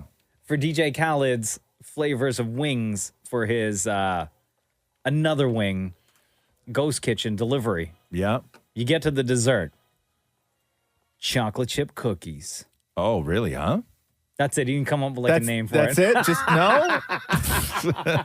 That must have been like a last minute addition. Yeah, just throw a cookie there. That's like, who else does that? Who else? Subway does that. Yeah. Right? Cookies. Cookies. Roz and Mocha's Fix My Life. What advice can you guys give me? Okay, so my question is... Got a problem you can't fix? Roz and Mocha got you. Sabrina, how are you? It's Roz and Mocha. Good, how are you? Good. Are you a little less stressed right now with us on the phone than you are in your life? No. Wow, what's going on? What's the cause of your stress? I basically just want the wedding that I want. I don't want the wedding my family wants. So you wrote us this. Hey, Roz and Mocha, fix my life. I'm 26 years old and newly engaged. Hey, Congratulations on that. My nice. fiance and I can't wait to be married and would love to get married this upcoming June in an intimate ceremony with an immediate family. But I have a very large family and my fiance's parents have a ton of friends. Basically, both sides have huge lists of people they want to invite and involve. Because of this, the price tag keeps going up and it's just getting more and more stressful. How can I say no to the wedding our families want and say yes to the one we want? Who's paying for it? So right now, it's looking like my parents will foot the bill of an engagement party. No. But who's paying for the actual wedding? You guys are. We are, yeah. You and your fiance? Yeah. In my opinion, if it's you and your fiance who are paying for the entire wedding, then the two of you have a say in the entire event. Yes. You have a say. You're the only one that has a say when it comes right down to it, regardless of who's paying. If your parents and your in-laws' parents are paying for the entire thing, you still get the wedding you want, not the one they want. And I think that things just sort of spiral out of control. And oftentimes weddings are a really showy off moment for parents to show people how great they are as opposed to how great you are. Right? This is a showy offy moment for the parents as opposed to a beautiful wedding for their kids, right? Yeah. And you can't allow it to get to that point. And I think that when it comes to weddings, involving your family in certain things is cool, right? They want to be involved. They want to feel like they have a say. They want to feel like they're part of your big day. But I think that when it comes to involving your family and your parents in the wedding, they can be involved. They just can't be involved in the big things. I agree with that. And I've mentioned that. And what do they say? They say basically, yeah, you can have your wedding, but we want our friends there. No, but that's the thing, though. No. Okay, so let me tell you something, Sabrina. I'm not really the exact same because I come from a massive family, right? My wife Jenna, very small family. At our wedding, we had 99 people. Jenna had one table with her people. The rest of the wedding were my people. Wow. And even with that, they were only friends and family who really know us as a couple where we've all like hung out together. Like there was nobody at our wedding that I was introducing Jenna to for the very first time, right? Everyone in the room had been a part of our relationship, which is why we felt it was important to share that day with them, for them to share that day with us, right? So I think you guys are the ones that are calling the shots. I think it's very selfish of your parents to say, well, I want to invite this aunt, this uncle, this friend, this person from work, whoever, because then it becomes more about them and way less about you and this day that you're sharing with your soon-to-be husband. I completely agree with that. It's just finding the right way to say that without upsetting anyone. If your parents, if your parents get upset because you're fighting for the wedding that you want, that is, when we get this a lot of times on this show, parents are masters at manipulation and guilt tripping. And you have to notice it when it's happening. And that's what's happening to you right now. In no world should your parents, who should be over the moon happy for you, in no world should they make you feel guilty about having the wedding that you want to have. It's manipulation and it's wrong. I completely agree with that. Okay. And so how does your fiance feel about all this?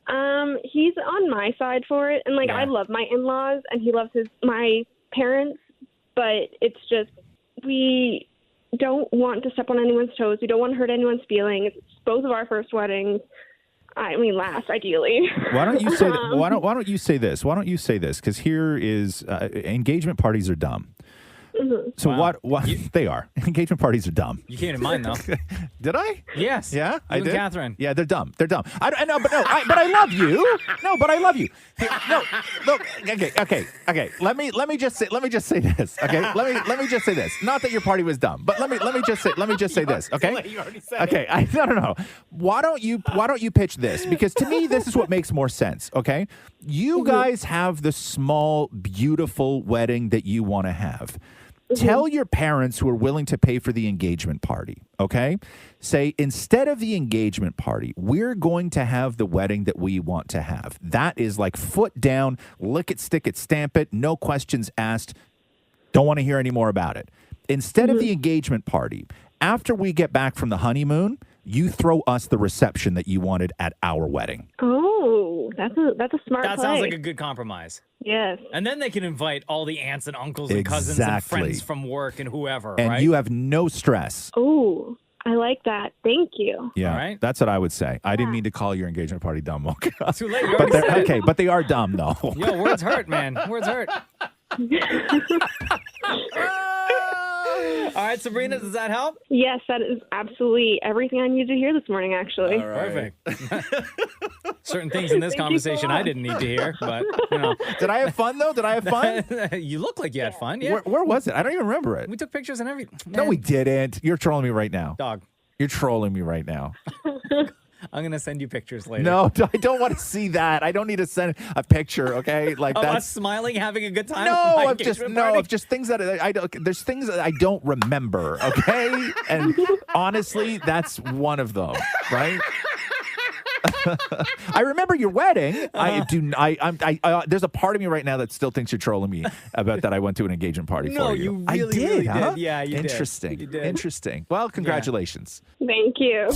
Roz and Mocha's Fix My Life. On Kiss. I know you're not a big dessert guy, Roz. Not at all. Pass on it any chance I get.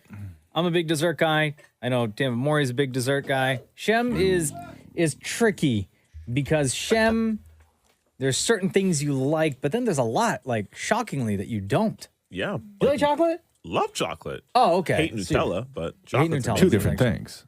Yeah, some there aren't. Those people are wrong. And then some Yeah, like two candies completely you don't different like. things. Yeah, like I fuzzy know. peaches are disgusting. Oh, it's one of my favorites. I don't know if you saw this, but so U.S. Thanksgiving is next week. Correct. And Hershey released a Reese's Thanksgiving pie limited edition where they only made 3,000 of them. It's 3.25 pounds of solid peanut butter and chocolate. Is it just a giant Hershey, like a I'm gonna Reese's? show you this picture. Like, isn't it just a Reese peanut butter cup? Yes, it's the biggest that they've ever made. So it looks like a pie because they already look like mini pies, right? 9 inches long. 9 inches. That's impressive. Look at that. Yeah, it looks like a giant Reese peanut butter just cup. a massive Yeah. Reese peanut butter cup. Those things are gross. Look, first Reese of all, peanut butter cups are the I worst candy ever. love what? Oh God, they're gross. Shocking. They're gross. I love That tastes Reese like peanut no butter peanut cups. butter that you've ever had in Oh, your life. I know tastes It's so just- good. it's so- delicious. No, it's like crystalline. No, it's awful. Take a guess. So How much is that going to cost? Yeah. How much? This is U.S. by the way. U.S. Okay. Okay. So what is a pack? Like, what's a chocolate bar go for these days? I don't even know. I don't know. Like a couple bucks? About $2. $2? Yeah. Okay. $3, So $2, $3. Okay, $2-3. Okay, And so that thing's how many pounds? Okay, 3 3.25 pounds? pounds. Oh my God, that's a lot. Solid peanut butter and chocolate. Yeah. Okay. 9 inches long. Okay, I'm gonna How say much are you paying for this chocolatey 9-inch of? Realistically, based on the price you pay for the mini ones, it should be way more. But I can't see them selling that for that amount of money. So I'm going to go conservative and say $24.99. Dan Maury, how much do you think? I was going to say $80.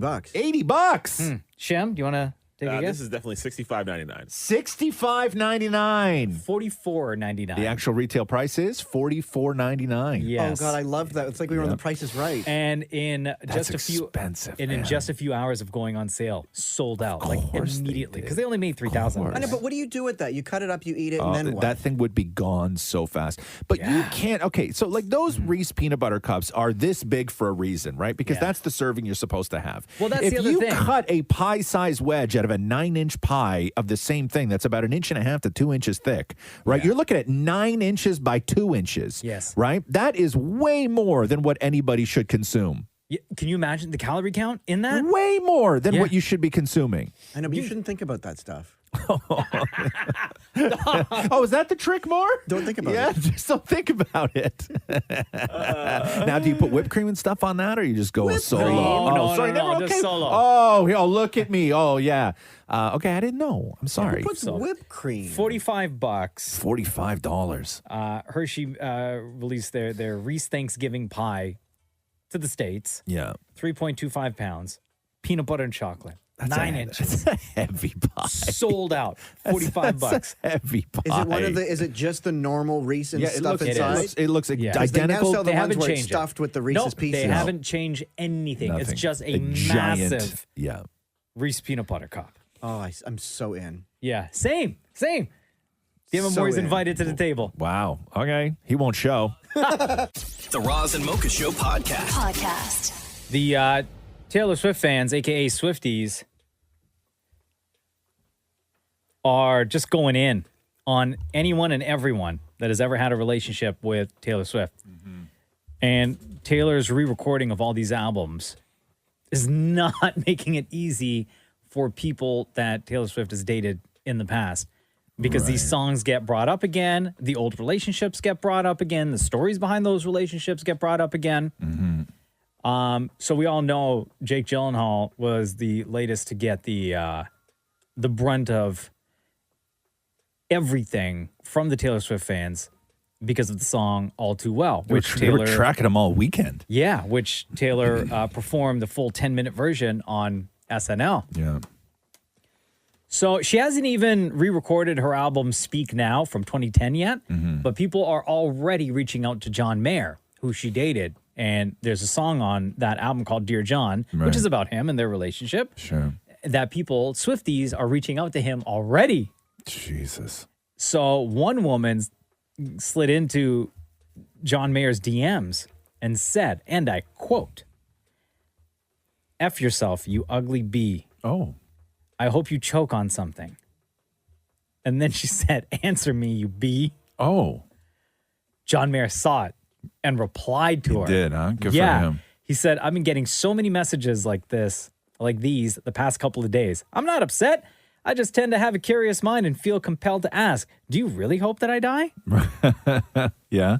And then the Swiftie... They buckled, right? They buckled. Right away. Sent him a video saying... So it was a fun thing people are doing without taking...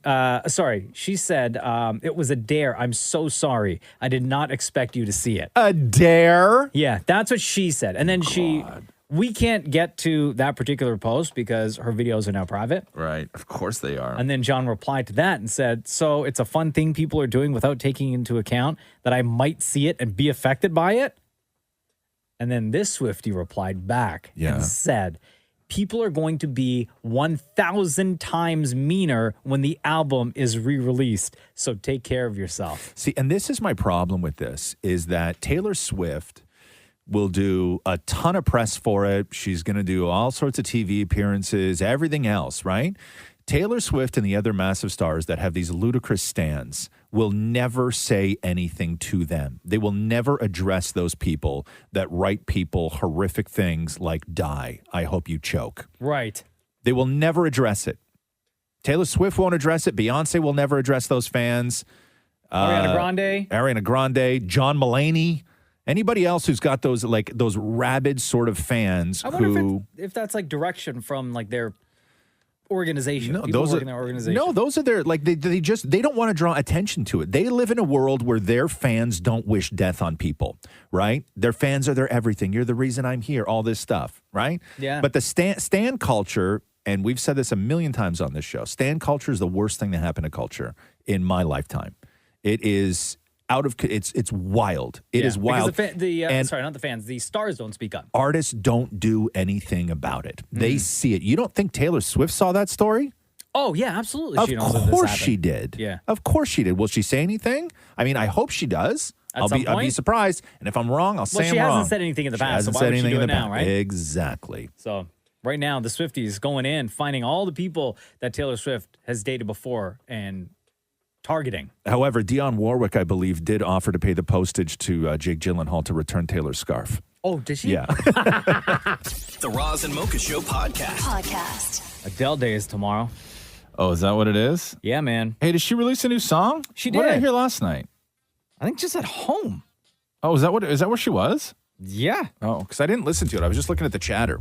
Oh, what did you see people were I saying? just like that there was just like a new Adele song. Yeah. So she's just sitting on her couch and just playing the song, I guess, at home. What do you mean? Like singing it or just playing No, it? no, just playing it. Like On listening what? to it. I don't know. Stereo? Oh. Yeah. It's not Okay. like she released it as this is how it's going to sound when we get She's it just on. sitting around. Adele's just sitting around Adele's house listening to Adele. Yeah. Love Getting that. into her Adele feelings. Love that. Song, by the way, is called To Be Loved.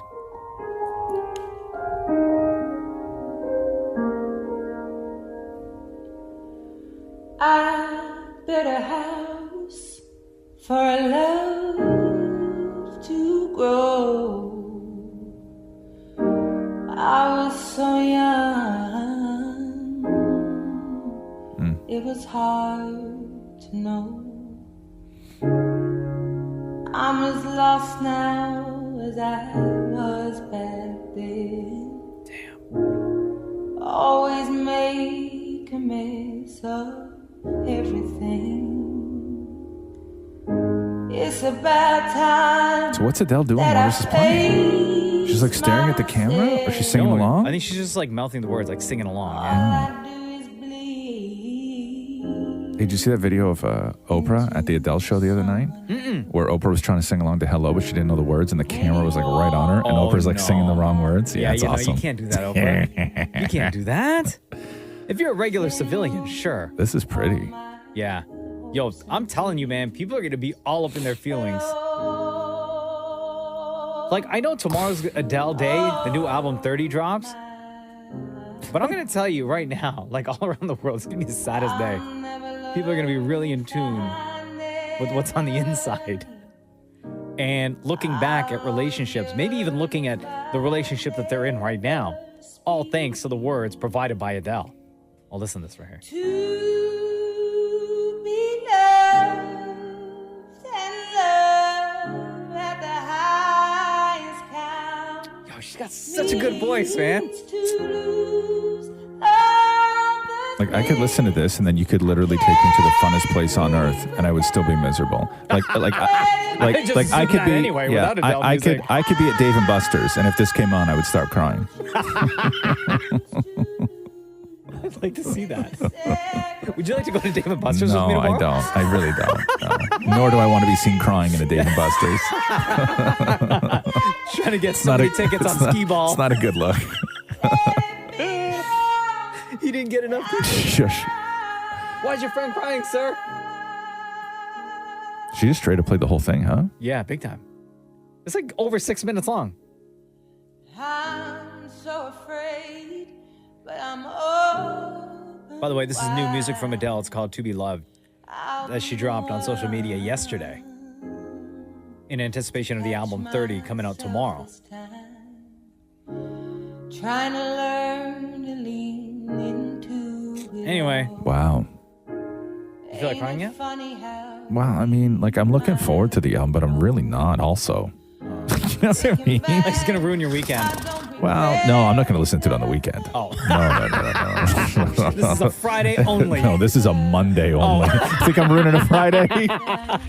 The Roz and Mocha Show podcast. So tomorrow is the release of the King Richard movie starring Will Smith.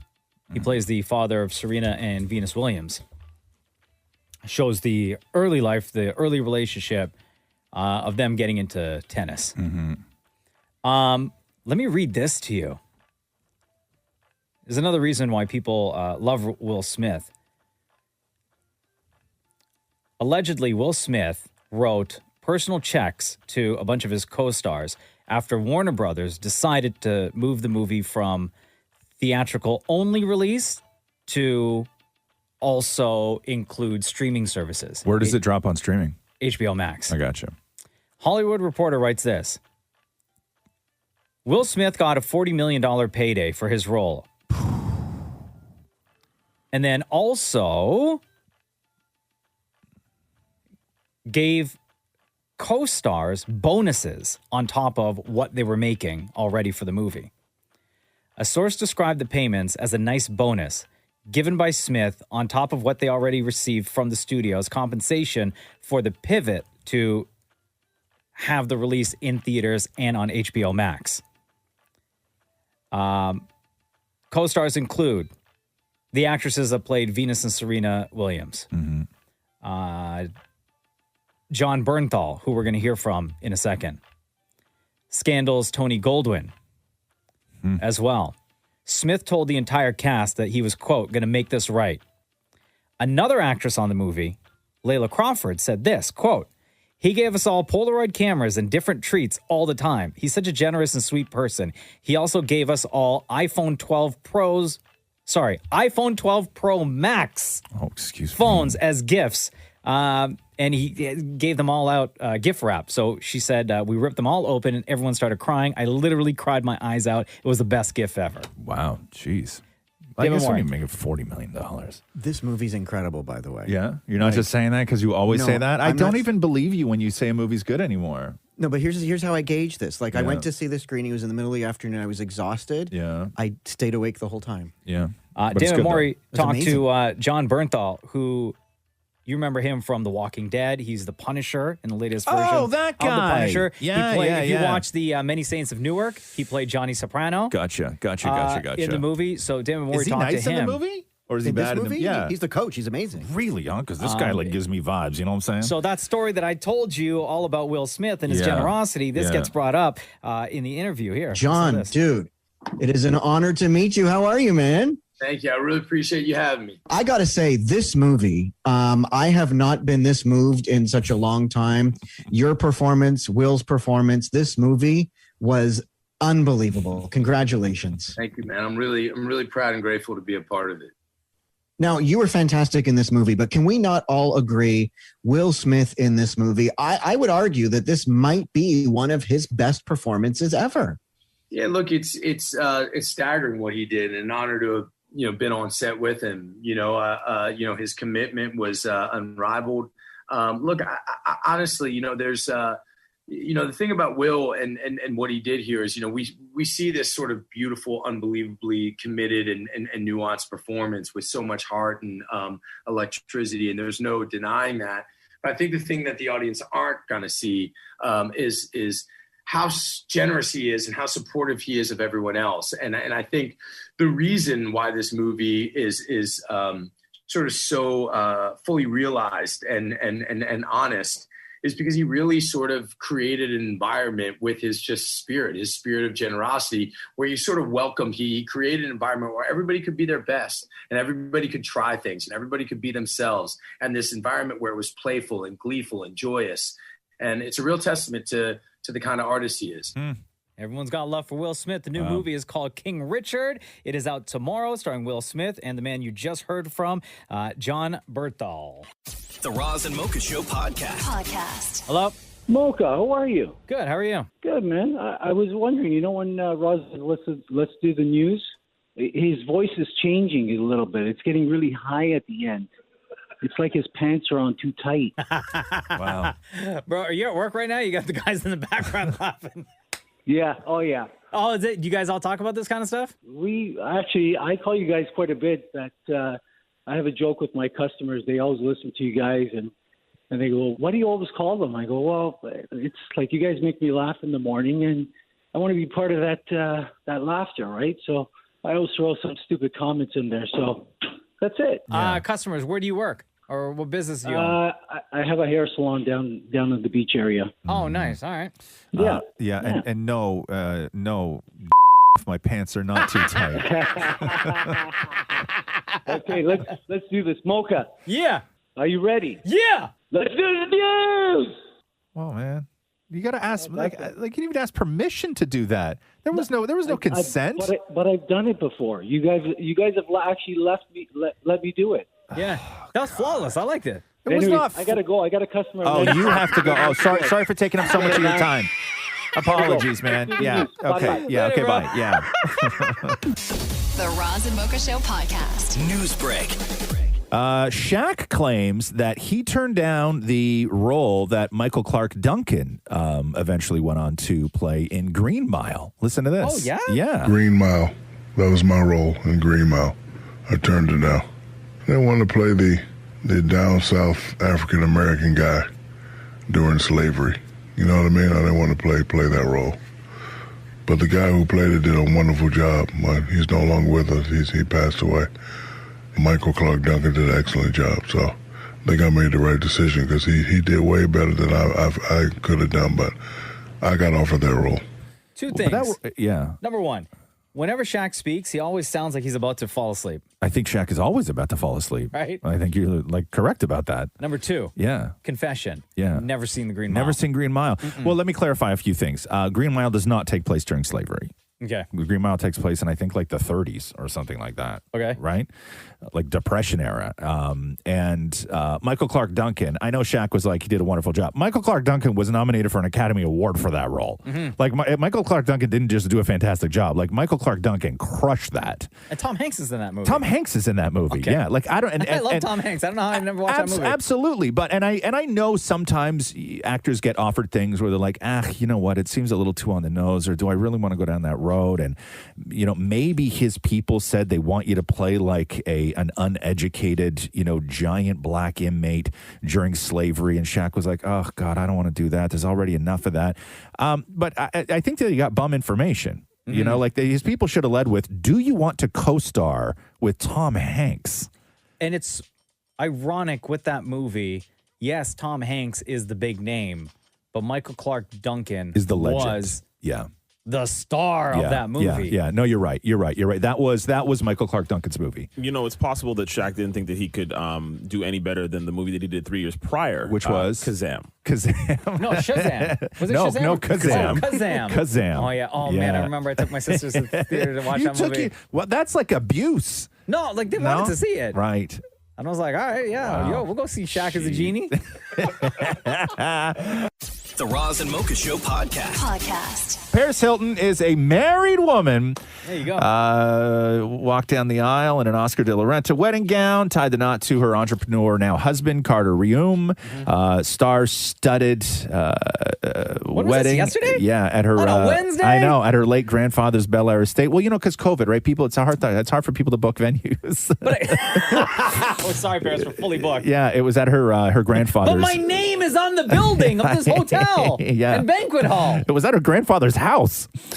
Some of the A-list guests include Emma Roberts, Ashley Benson, BB Rexa was there, and just before they got married, Paris and her, I guess then fiance Carter were driving back home and just sort of discussing how things were going to go down during the wedding. Just thinking about that first kiss and that first hug, and as we always say, the electric bolts that are going to shoot between us.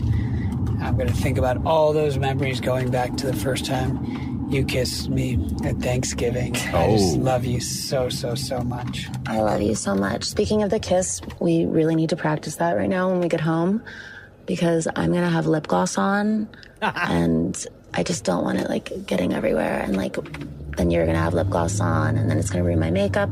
So I feel like we should just, instead of doing the one when I kissed you for the first time, which was like a French kiss, we should just do it really like a little peck, or what do you think? You First, you want a bigger kiss than No, that? first you have to go home and finish writing your vows.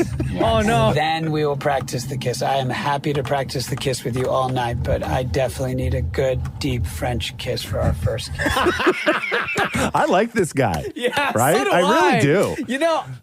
At first I was like, oh God, this clip. Yeah. Because I figured it's just they're doing it for social. Yeah. But this is I feel like a real conversation that they would have had anyway. Yes. Yeah. Yeah. Before, without recording. I like this is their too. relationship. And there's that one moment right at the beginning when Paris starts talking where she sounds like Paris the character, right? Yeah. When she says something and then immediately she sounds like a different person when she just Thinking becomes about that first kiss and that first hug, and as we always say, Listen. the electric bolts that are going to shoot between us.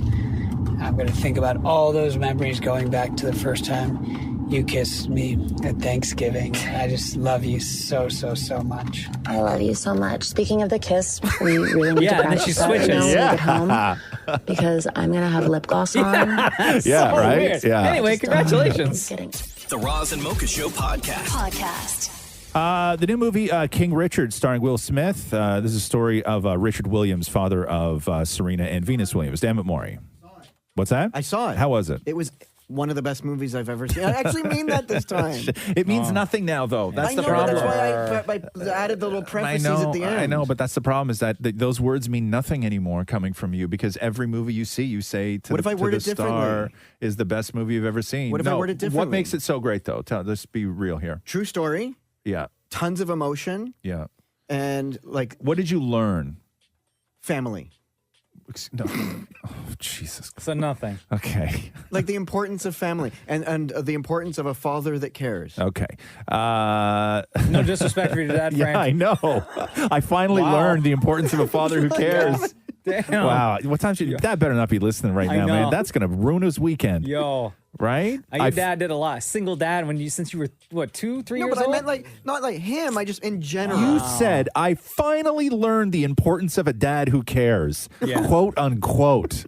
Put that on the poster. Frank, man. Yo, Jeez. Frank, that's coming from, like, we love you, Frank. Yeah, man. But That hurts. Yeah, we do. We love you. You can't say that, man. Anyway, Beyonce's got a new song for King Richard. is it called I Love You, Daddy? It's at the My end of dad's the the movie. The best. credits are rolling. It's called Be Alive. It feels so good to be alive. Got all my family by my side. Couldn't wipe this black off if I tried. That's why I lift my head with pride. I got a million miles on me. They want to see how far I'll go.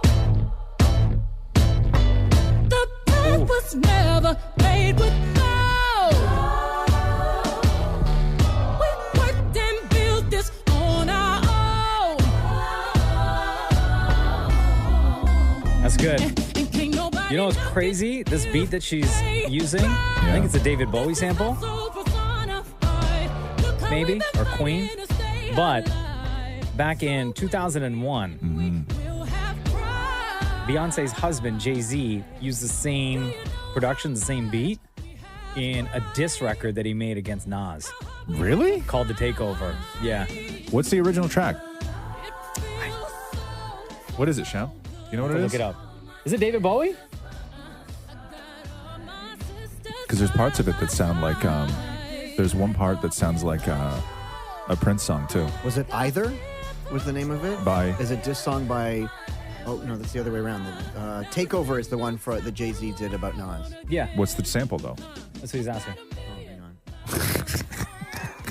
I swear you guys asked what the song was. No. Nope, because I already said it. You already said it. Listening. Listening. I like this song, though. Yeah, it's real nice.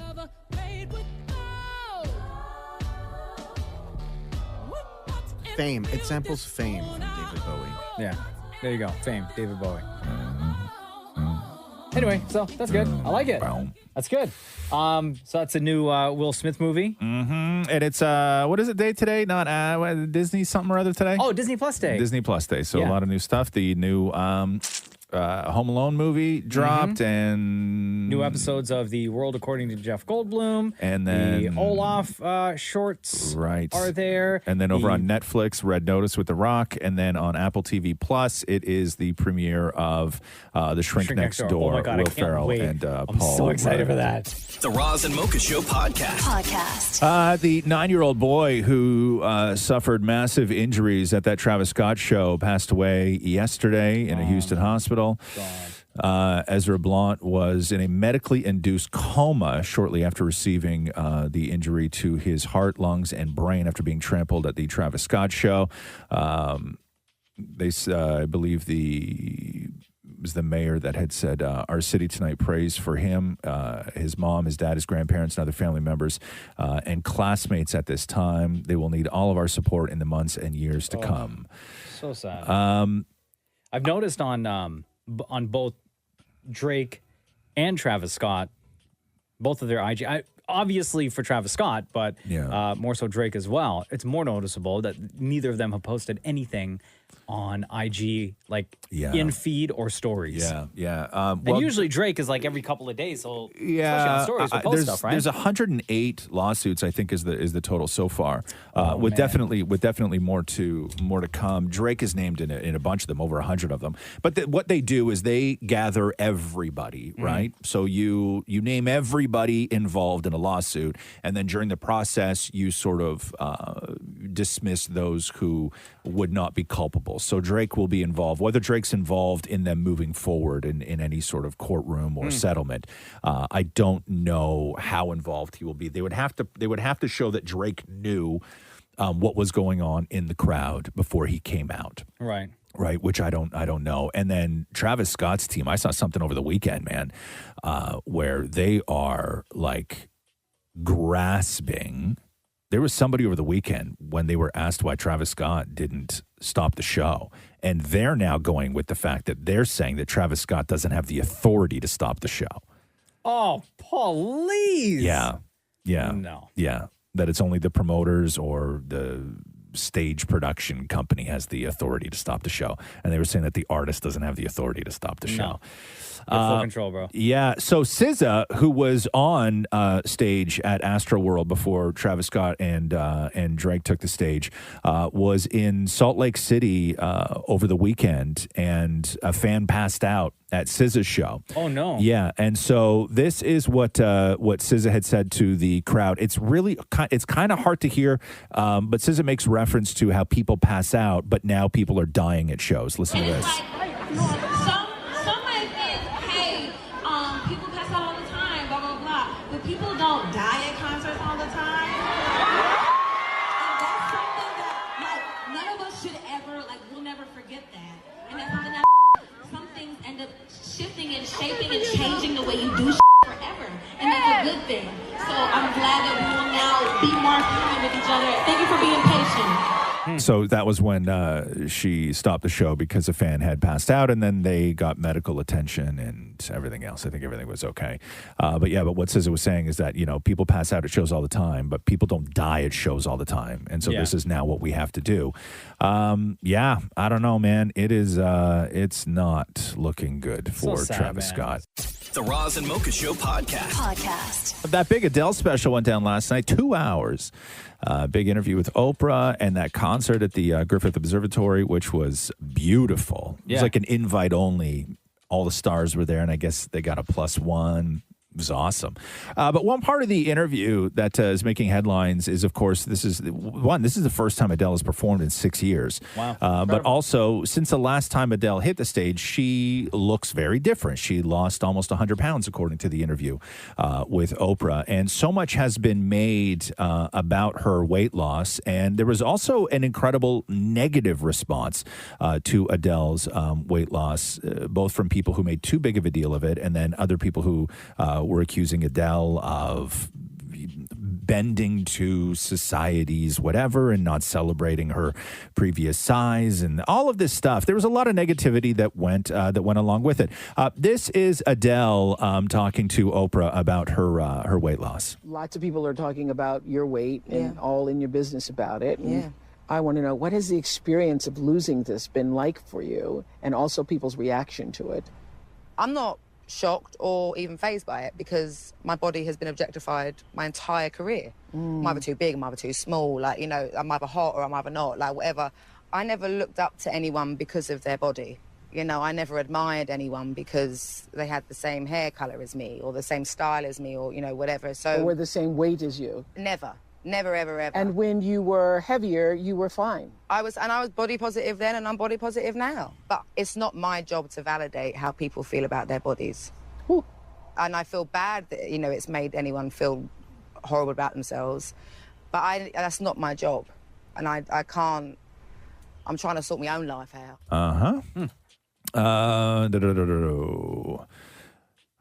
We'll talk about a couple got engaged during the show, and I don't know I don't even know how you find how do you become that couple to get engaged at a show that nobody knew was even happening? Obviously it's did they news? Or I don't did know. someone DM Adele and say next time there's a show? I guess. Right? I don't know. That's kind of the only way that I think that something like that would happen is they reached out. Right. How did you do it, Maury? You quickly. Oh, it took me forever. It took you forever because Maury got engaged. If you haven't heard the story, I'd be happy to tell you all about it. We need to hear all about it. But Maury got engaged on stage with Mariah Carey. You did? So I did, yeah. how Never did you? talked about it. Who did you contact? I went through one person. They said no. Yeah. I didn't take no for an answer. Then I went to her hairdresser, her manager. Her hairdresser. Whatever it takes. Yeah. I mean, people's hairdressers And are how very long did close it? to How long them. did it take, though? A year. Roughly a year. Wow. To plan that. And I'm not wow. kidding. So the couple on stage with Adele. So they brought the guy brought his now fiance out, and she had a blindfold on, and she takes the blindfold off, and everything is- headphones on and too. headphones, yeah, and everything is super dark. But she starts looking around and immediately starts freaking out, and he's trying to calm her down. And then after the proposal, the lights go on, and Adele walks out. Listen to this. Also, I love a surprise. Also love dress up. Right, so he blindfolded her, a bit kinky, but you know. And he's given her noise-cancelling headphones so that she can't hear what we've been doing up here, this concert tonight. And even though they're in the area, she has absolutely no idea where she is or where she's going. So I need every single person to be really bloody quiet, all right? Let's turn the lights down. If you make a noise, I'm going to kill you. Yes, Adele. What are we doing? Quentin. All right, listen. Okay. And take the blindfold off, okay? When you squeeze my hand, Yes. am I on grass? Oh, shoot. Wait. Take it off. Take it off. Oh, my God. Babe, look at me. Look at me. Look at me. Look at me. She's freaking out. She's freaking Oh, out. my Look God. at me. Listen. First of What all, are you doing? Listen. I want to say thank you. Okay? What are you doing? I want to thank you for being so patient with me. Oh, Quentin Brunson. Listen. Thank you for being patient with me. You're crazy, man. I am extremely proud of you, and I mean, every day you blow my mind. Oh, my God. There's absolutely nothing that you cannot do. And I just know that you're going to be an amazing mother to our kids one day. Aw, so sweet. And He's already down on one knee at this point, too. and I love you. I love you, I love you, I love you, and I will continue to love you forever. Ashley. This is real. This is real. It's like, where are all these people? I know. Oh, my God. Ashley. All right. It's been Thank long. God you didn't let me eat. I would have thrown up. That's so good. This has been a long time coming. Oh, my God. I've been your girlfriend for so long. Little babe. That was the best part. Oh, my God. Okay. Oh, my God. Will you marry me, little Ashley? In real life. In real life. Yeah. Yes? Oh, then Adele comes out and she performs. I've been your girlfriend a really long time. My God, so good. The Roz and Mocha Show podcast. How long does it take for Elon Musk to make your salary? So they've created a calculator that you can go online and punch your salary into the Elon Musk calculator, and it'll tell you exactly how long it takes Elon Musk to make your salary. So they say that the average U.S. salary in the States is $51,480. When you plug that into the Elon Musk calculator, you learn that Elon Musk makes your salary in 2 minutes and 15 seconds. Yikes. All right, hold on. I have the calculator here. Give me a... Let's say you make $100,000 a year. 100,000. 4 minutes and 23 seconds. Let's say you make $500,000. $500,000. That's a lot of money. $500,000. Elon Musk makes $500,000 in 21 minutes and 54 seconds. Wow. And on that calculator, they also have like a ticker of how much money Elon Musk makes like per second. Like it's a constant ticker, right? Yeah. Oh my God, this is nuts. Anyway, if you want to have a terrible day, go on the Elon Musk calculator and find out how long it takes Elon. Oh, hold on a second. To make your salary. And also when you go on the calculator, when you scroll down to the bottom before you can plug in like any type of any dollar amount, it says here, since you've landed on this page, how many ever seconds or minutes ago, it tells you right. how much money Elon Musk has made. Yeah, that's what I mean. There's like an actual, oh my God. And just the time it took you to like search through the page, it tells you how much money Elon Musk has made. That's not cool, man. That's a day ruiner right there. If I've ever seen a day ruiner. Great. All right. The Roz and Mocha Show podcast. Paris Hilton, her wedding was Thursday night. Again? Yeah, I thought she got married on Wednesday. No, this past Thursday. And we're learning who some of the big guests were at her wedding. Kim Kardashian was there. Emma Roberts was there. Jaden Smith was there. Nicole and Sophia Richie. Oh, that's hot. Who else was there? Emma Roberts was there. Hot. That's hot. Billy Idol was there. That's hot. Kate Beckinsale was there. Paula Abdul was there. That's hot. Lance Bass, BB Rexa. That's hot. Kyle and Kim Richards. That's hot. Demi Lovato. That's hot. Macy Gray. hot. Macy Gray. I haven't seen Macy Gray in a very long time. And Megan Trainor. Oh, that's hot. The Roz and Mocha Show podcast. Mel Gibson, it's looking like he is going to direct Lethal Weapon 5. It's been a long time since there was a Lethal Weapon movie. 5? So Richard Donner was the sort of creator, director, and writer of all the Lethal Weapon movies, and he passed away. And he jokingly or half-jokingly said to Mel Gibson one time, listen, if I die, you're going to do this one. And Mel Gibson just sort of laughed.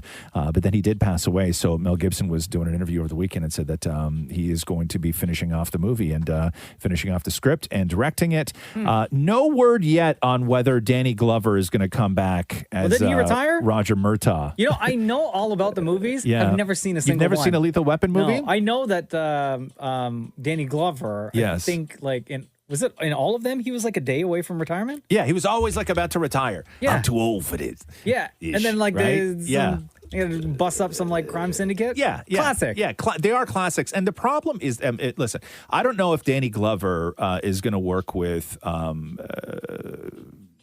Mel Gibson. I don't know. I don't know what the sort of temperature is on Mel Gibson currently in Hollywood. I don't know. He still does movies. They seem to go like straight to whatever. But the problem is that Mel Gibson just makes his own movies, right? Like he doesn't need studios to do movies. He'll just make his movie and release it however he wants to release it. And it's not cool to sort of like pump Mel Gibson's tires at all. But I'll tell you two things. One, I love the Lethal Weapon movies, right? I really do. And also, Mel Gibson is a really good director. Say whatever you want about Mel Gibson. You can say a lot about Mel Gibson. All of it true. But Mel Gibson is a really, really good director. Now, do you think it would be a Lethal Weapon starring Mel Gibson? Yes. Or will it be Mel Gibson directing a new take on... No. It is going to be, he is coming back. This is going to be number 5. He is coming back as Martin Riggs. Okay. Like 100% he is going to come back as Martin Riggs. Now, whether they bring Danny Glover back, who knows? Also, Joe Pesci as Leo Getz. I would love to see Joe Pesci come back in this. I would dig that. The Roz and Mocha Show podcast. They did a poll and they asked people what determines a good deed. And first of all, 92% of people said that they feel happy when they do something nice for someone else. So what constitutes a good deed? When you are at the drive-thru and you pay for the person in the car behind. Paying for somebody's meal is on the list. Oh, okay, good. Buying someone a coffee is on the list. Helping someone carry groceries is on the How list. about holding open a door for someone? Holding open a door is number 4 on the list. I did this one yesterday, pointing out dog poo so nobody steps in it. I'm sure that would be on somebody's list, but it's not on my list. Helping a friend or family member or coworker with a task is number 1. Donating to someone in need is number 2. What about helping somebody move? I guess that'd be no. First of all, don't ask number 1. your friends to help you move. I've stopped helping friends move years ago. Like while I was still in my 20s. Yeah. Listen, I'll chip in. You want me as a good friend? Like if you get 5 friends, right? I'm not helping you move, but I will chip in $150. And if we all chip in $150, you hire movers. I'll meet you at the house on the other end and help you unpack. Sure. But I'm not humping your dresser, right? Like I'm just not doing it. Getting out of the way of a blind person. Yeah, that would be a good deed, I guess. Yes, sure. Also, this is called being polite. Yeah. Number 3 is just saying good morning, which I agree with the exception of one place. And one place. What are you rolling your eyes at me for, Holmes? What now? You're going to agree with me on this. You're going to say The Office. No, I'm not going to say The Office. There is one place and one place only. It is not appropriate to say good morning to somebody. Shem, you want to take a guess? The bathroom. Incorrect. Funeral. That's fine. Also incorrect. What is it? The one place you should never say good morning to someone. You should say, good day. How you doing? Nice to see you. You should never look somebody in the eye and say good morning when you are an employee at a liquor store. Because it makes the person you're saying it to feel awful about themselves.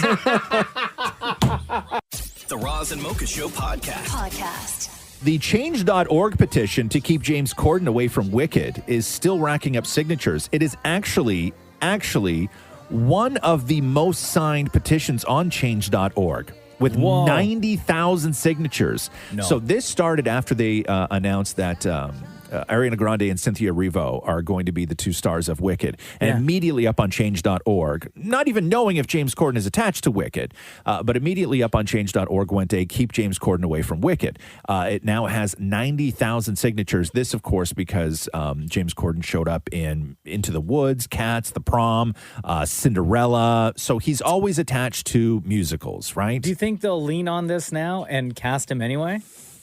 I don't know. Is it that big of it? I don't even know. Yeah, I don't know, to be honest with you.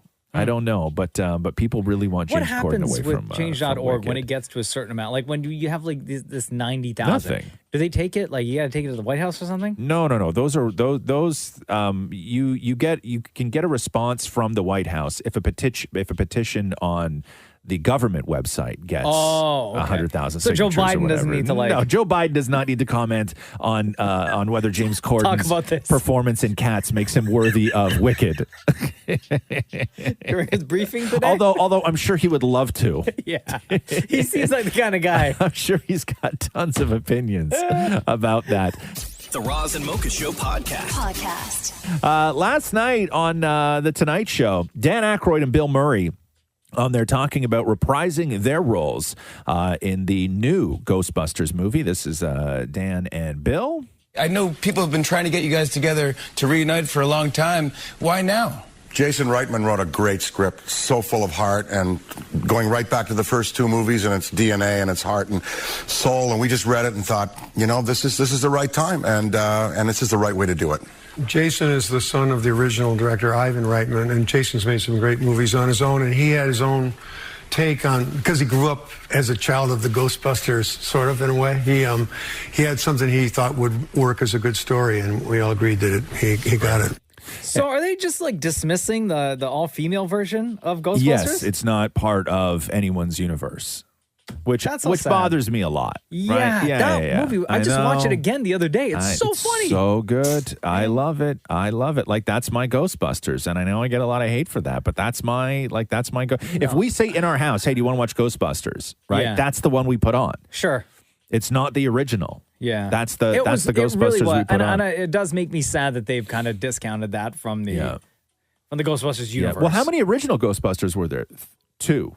right? Oh, yeah, just 1 and 2. That's it? That's just 1 and 2? Yeah, so they've completely just written that one off. Even Dan Aykroyd specifically saying the first 2 as opposed to that one. Because Which Bill kinda Murray sucks. had a cameo in the female one. But he wasn't his character from Ghostbusters, though. That's the problem. Oh, right? and didn't Ernie Hudson? Wasn't he? Maybe. Spoiler alert, I don't because know. he's the I don't uncle know. of Leslie Jones's character. Oh, maybe. So didn't he show up like close to the end? I don't remember. I don't recall. I'm pretty sure he that's did. interesting. Yeah, I don't know about that. The Roz and Mocha Show podcast. Britney is free. Hashtag free. Hey! Freed Britney. It worked. Yeah, yeah. So before we get to what Britney had said and her reaction, this is a clip of Brit's lawyer. As most of you, I think, know, Judge Penny today, after a hearing, decided to agree with Britney Spears, and as of today, effective immediately, the conservatorship has been terminated as to both the person and the estate.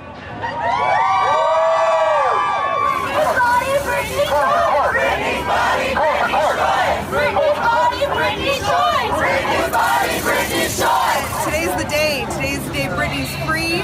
Today's the day we celebrate her freedom and we move on to the next step of justice.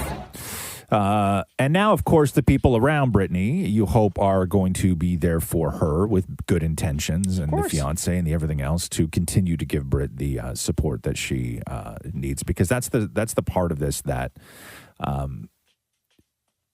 isn't really discussed. Is the conservatorship? Yes, horrifically wrong. The IUD, I don't even know how that happens.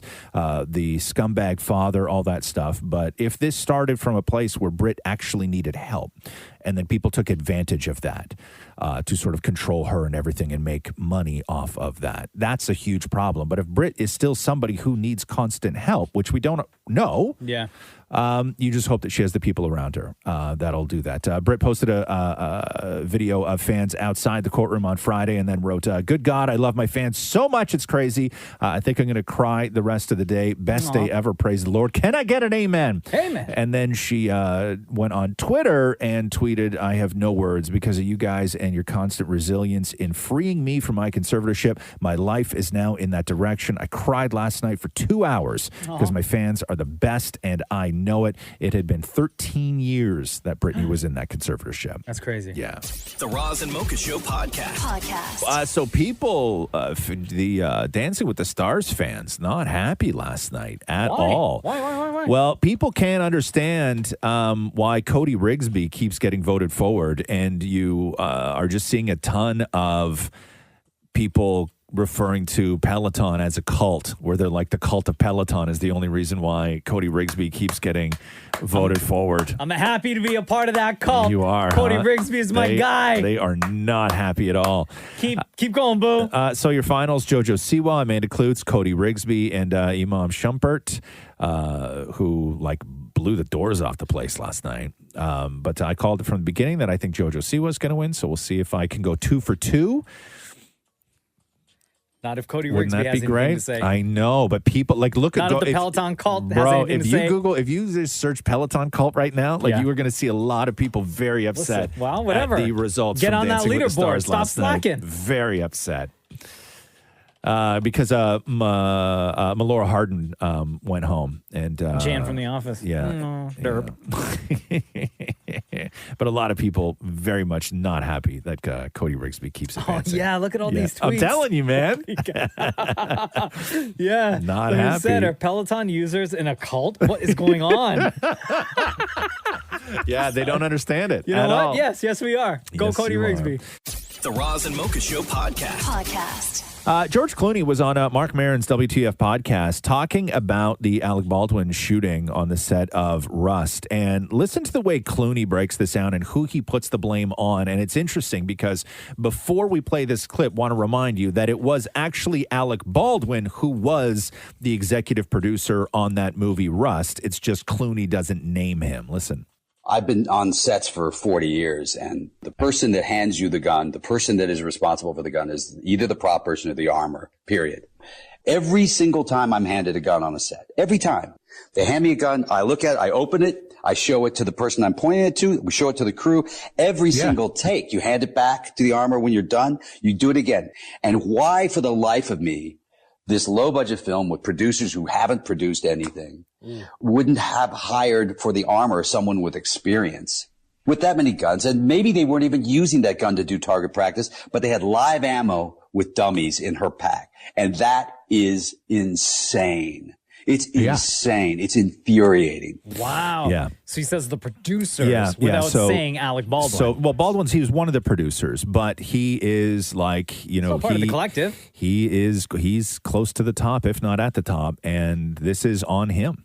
Wow. Right? It's on Baldwin. If had he just been the actor who was handed the gun, told it was a clean gun, and the shooting happened, you know, you could sort of feel for him. But when you listen to how much of a disaster that set was, from all the camera operators that walked off, and, you know, hiring the armorer who had no experience, and apparently people using the guns for target practice during downtime with live rounds in those guns. That's all on the producers of the film. Yeah, and big time. Baldwin is one of the producers. And that's straight from Clooney, who's done a lot of movies. The Roz and Mocha Show podcast. House of Gucci. So a lot was made last week when they released the first trailer before the premiere in the UK of House of Gucci, and a lot of people saying, having a lot of opinions on Lady Gaga's accent. Buongiorno paisan, Right? andiamo. So just to give you a refresher on that, this is Lady Gaga from Ridley Scott's House of Gucci. I don't consider myself a particularly ethical person, but I'm fair. Gucci. It was a name that sounded so sweet, so seductive. They had it all. Wealth, style, power. Who wouldn't care for that? Okay. I know a lot of Italians. That ain't Italian. Okay, so according to the dialect coach that was brought in to work on the film, because there was not a dialect coach on set for this film. Oh, there wasn't? So she says after shooting her scenes with Gaga for 1 week, she was brought in to help Selma Hayek. She says, after shooting her scenes with Gaga for 1 week, Hayek asked me for some help. What happened was this: Selma shot for 1 day and then asked for a dialect coach. I think she heard her accent and it wasn't right, and she was worried. She wanted to do well. I was noticing when I was on set, because I had earphones working with Selma and hearing that what was going on, so I could help her get it right, so I could also hear Lady Gaga as well. She goes on to say, I feel bad for saying this, but Lady Gaga's accent is not exactly an Italian accent. It sounds more Russian. Grazie. Right? I agree. So play it back again? Because I don't consider myself a particularly ethical person, but I'm fair. Like, that sounds like Dracula. Right? Yeah. It's like Russian, Romanian kind of thing, right? But why wouldn't she say anything to anyone? But remember, Lady Gaga spoke in this accent for 9 months. But this lady's working on the set. She couldn't go to the director and be like, yo, fam, that ain't Italian. Yeah, because no, the lady's going to go to set and say, I think you got a problem with Gaga. And he's going to go, have you heard Jared Leto? Oh, facts. Right? We got problems all around, but who cares? Us, a spice meatball. The Roz and Mocha Show podcast. Lady Gaga on the red carpet for House of Gucci last night, talking about Britney Spears, because Gaga was one of the people who came out very publicly and has over the course of the Free Britney movement to give her thoughts and her support to Britney. This is Gaga. Just loved that you gave Britney Spears the shout out on Instagram. She is free. We wondered, you've been such a champion for her. Have you talked to her, and could we ever see you two do a collab now that she's more on her own? I don't like to speak about my private relationships with people, but what I would say is this. I think that mental health is important and should not be used against anyone. I care for her, and I wish her all the best, and I'm so happy that she gets to have the future that she wants now. And now it's time for Ask Roz and Mocha. Hello, Denzel. Welcome back to the Roz and Mocha Show podcast. How are you? I'm good, man. How are you guys? Good. So, everyone's here in the room. Go ahead with your question. Okay, so I want to get everyone's opinion. So, Deepa, Shem, more you guys get in on this too. But you get $1 million, but every time you see someone holding something non-living, you got to smack it out of their hands. When you say that's non-living, like you mean like a box? Yeah, or but a like, it piece can't of be paper, like their kid or a cat. plant. Or, It can't even be a plant. Yeah, it can. We'll say plants. Yeah, it can be a nothing plant, with a that's heartbeat. So do you have to walk by the person? Because Anybody like you pass. Anybody you pass. It can't be like you accidentally bump into them and make them drop. You have to Smack it out of their So hand. the last person that I passed was just this morning. Yeah. She works down the hall. Yeah. I'd say like kind of elderly. Yeah. And she was holding a bag, her bag with like her computer and like all of her work stuff. Yeah. And she moves a little slower and she has a little bit of a limp. Oh, no. So what you're saying then, Denzel, is that when I walked past her this morning in the hallway, I should have knocked that bag out of her hand. Yep. Yeah. But can you give them a heads up? Like no, as you're no, doing no, no, no, no. You know the rules, Maury. Smack it. Yeah. For $1 million? Yeah. For $1 million, what? A week or a day? Or every single time? What did you say? You can do. You said every time. Okay, you said every time. So every time I Every do time, that, I yeah. get $1 million, Now, right? but after a while, people are going to know. Yeah. Or Okay. they won't So know. I think that here's the trick. Okay, is that first of all, I would go to a store, right? Uh-huh. I would walk in Walmart, for instance, and I would walk over to like the stationery section or like the toy section where things are of minimal value.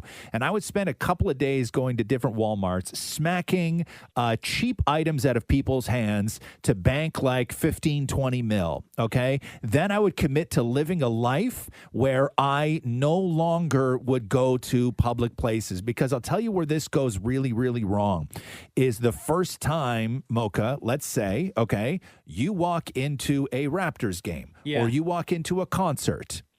You will not make it out of there alive because of the amount of smashed iPhones because of you. Oh, yeah. Okay. Or even just walking in and before you get to your seats, you may walk past someone who's holding like 2 giant beer in their hands. The guy who scans your ticket. Oh, yeah. You got to knock that out of his hand. Now, here's a question. Denzel, does this also apply to people like living in your own home? Like if, I was like gonna if my, say, if like, my you- 4-year-old is walking past me and he's got a toy in his hand, do I have to smack a toy out of his hand? Yeah, you would. Oh, no. I would say yes. You're going to have to. Here's the thing: is that everybody in our lives, okay? See, I was worried about Nana and her tea tray. Yeah, see, that's you're going to burn Nana, right? So you could never see. You could I can't visit visit Nana. Nana. No, you can visit Nana. You just have to tell Nana, listen, if you pick something up, I'm going to smack it out of your hand, right? You got to be straight up with her. Listen, I'm going to be there. I'm going to be there between 2 and 3. No tea between 2 and 3. Don't even think about having soup because that spoon's going across the room. Oh, I think here's what I think is that I think that everybody, because of the amount of money that I would be making, I think that I could get my family on board with this. Okay,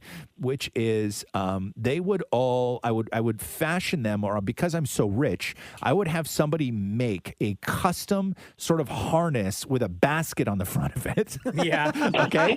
That they could put their stuff in while they're walking around the house, right? And then if anybody needed to do anything, I would then just go to another room, right? Like Gotcha. that's I think we would have to do something like that. Or like in that basket would be like a cup holder with a long straw that they could then sip. If we all wanted to sit in the living room and like watch a movie or something like this, right? They would have to have the drink not in their hands, but it would have to be in something where they could sip at it from a straw. Otherwise, you're ruining the couch, you're ruining movie night, Can I you're just say ruining where my head everything. went immediately? Like if you have to do it at home too, is every time somebody picks up a condom to have sex with you, you've got to knock the condom out of their. Okay, first of all, I don't even want to. Well- Maury, I don't even want to get into the world of how in a married relationship between 2 gay men, you're still wearing condoms. I can explain why. I mean, no, let's just leave that there. Maybe I do get it. Maybe I do get it. Maybe I do. Maybe I do get it. Yeah. Okay. Cool. You ever run out? You've never once run out of condoms, have you? No, not at all. No. You know they expire, right? Yes. No, for sure. Yeah. But No, what's you the don't. worst You that don't can know. happen? No, but what's the worst that can happen?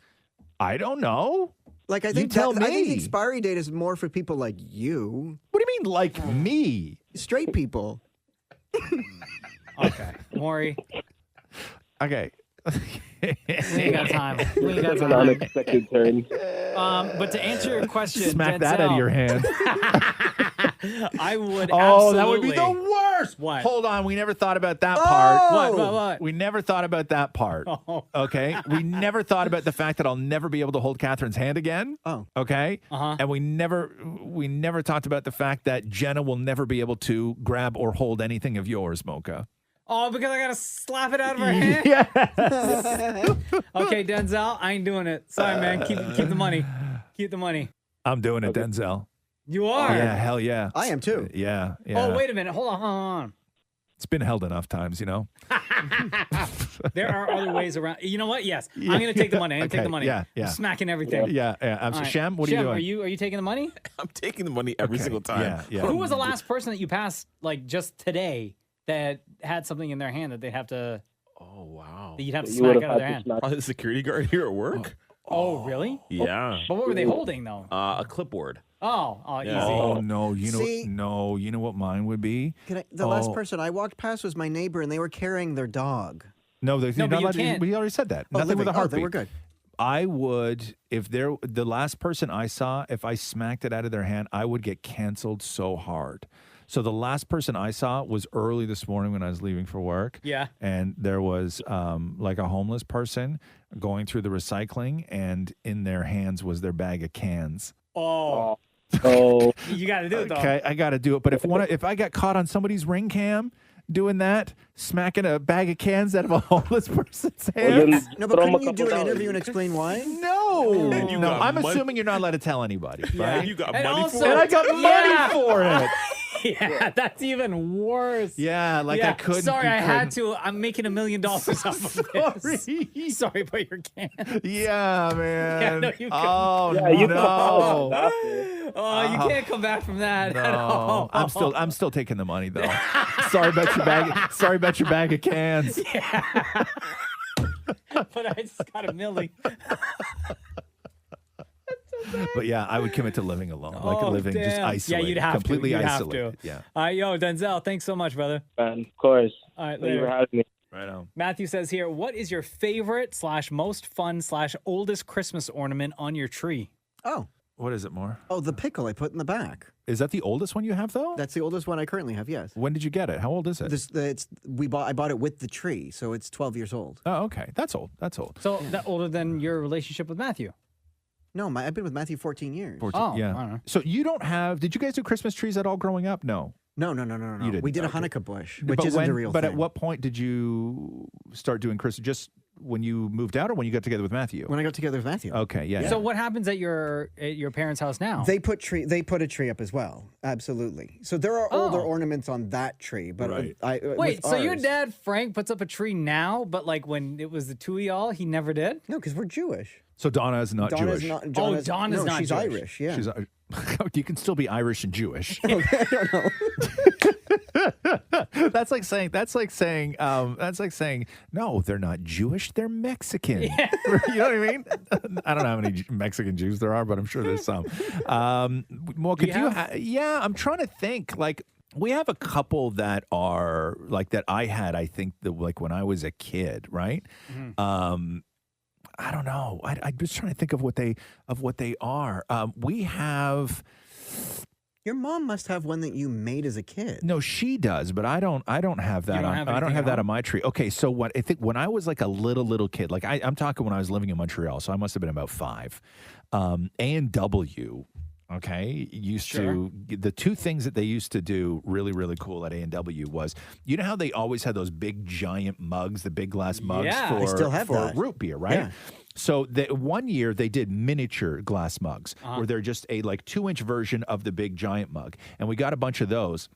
But I guess at some point in Christmas, there was like an A&W mascot at the time. I don't even know what it was. The bear. Was it at the time the same thing? The bear? Yeah. But they did a Christmas ornament of that stupid bear. And Yeah. so I have a Christmas ornament of that stupid bear, or whatever the mascot was at the time, from like the either late 70s or early 80s. And so that still goes on the tree. Oh, I don't okay. know why at all. I also have my favorite ornament is we have a crocheted heart. And I don't mean like just in a pretty shape of a heart. I mean, it's a crocheted heart with like ventricles coming out of it. Oh, like a real like a real heart. And that crocheted heart, I always stuff right into the middle of the tree. So it's not an ornament. It just sits inside. Like the heart of the tree. The heart of the tree, yeah. That's we real have, nice, we have though. that, yeah. I don't know about like favorite. I think is I have the gold microphone. Yeah. That's my favorite. Oldest, I couldn't even tell you because when I was single, all that time that I was living alone, I never put up a Christmas tree. You didn't, huh? No. Wow. I went from growing up Christmas tree in the house with my parents. Yeah. I moved out, never had a tree. You didn't, huh? Didn't put one up Interesting. until Jenna and I met. And Really? when she moved into the condo, that was the very first tree I had ever bought. Went to Canadian Tire, picked it out and everything. Wow. That was the very first tree that I bought. So I'm sure like oldest ornament would be something, because we still have them from when we lived in the condo. Yeah.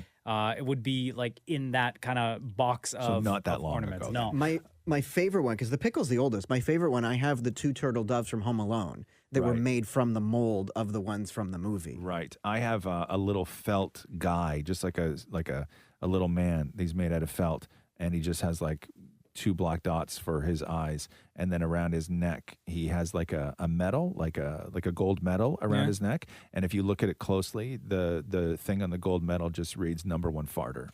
I like that. I like that Where did you guys ornament. get that one? I don't care. I think Roxy found it for me one time my when God, she was that's out. so funny. So I love my #1 farter ornament. But our tree is like, I used to try and like color code and I want this, all this stuff. Yeah. Now, because when you have a kid, right, and they get to a certain age of where they want to decorate the tree, you cannot bring up bins from the basement or from the garage and tell that kid certain ones are going on and other ones I get aren't. it. Yeah. Right? Yeah. You I get it can't. in the same way. You can't. Everything goes on the tree. And everything goes on one spot. And everything goes on the tree. So now with our tree, it's like all throughout the years, I've had times where I wanted to do like all blue and silver. I wanted to do this or I wanted to do this. And everything just sort of got put together. And now every theme that I've ever had over the years goes up on the tree all at once. You know, everything. Matthew still does the themes. Really, and we huh? have the bog. We separate the whites from the colors. Yeah.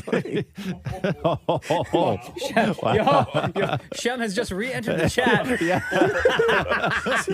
You do what? That's a very difficult thing to even say. Even when you're talking about laundry, it's like make sure you separate the whites from the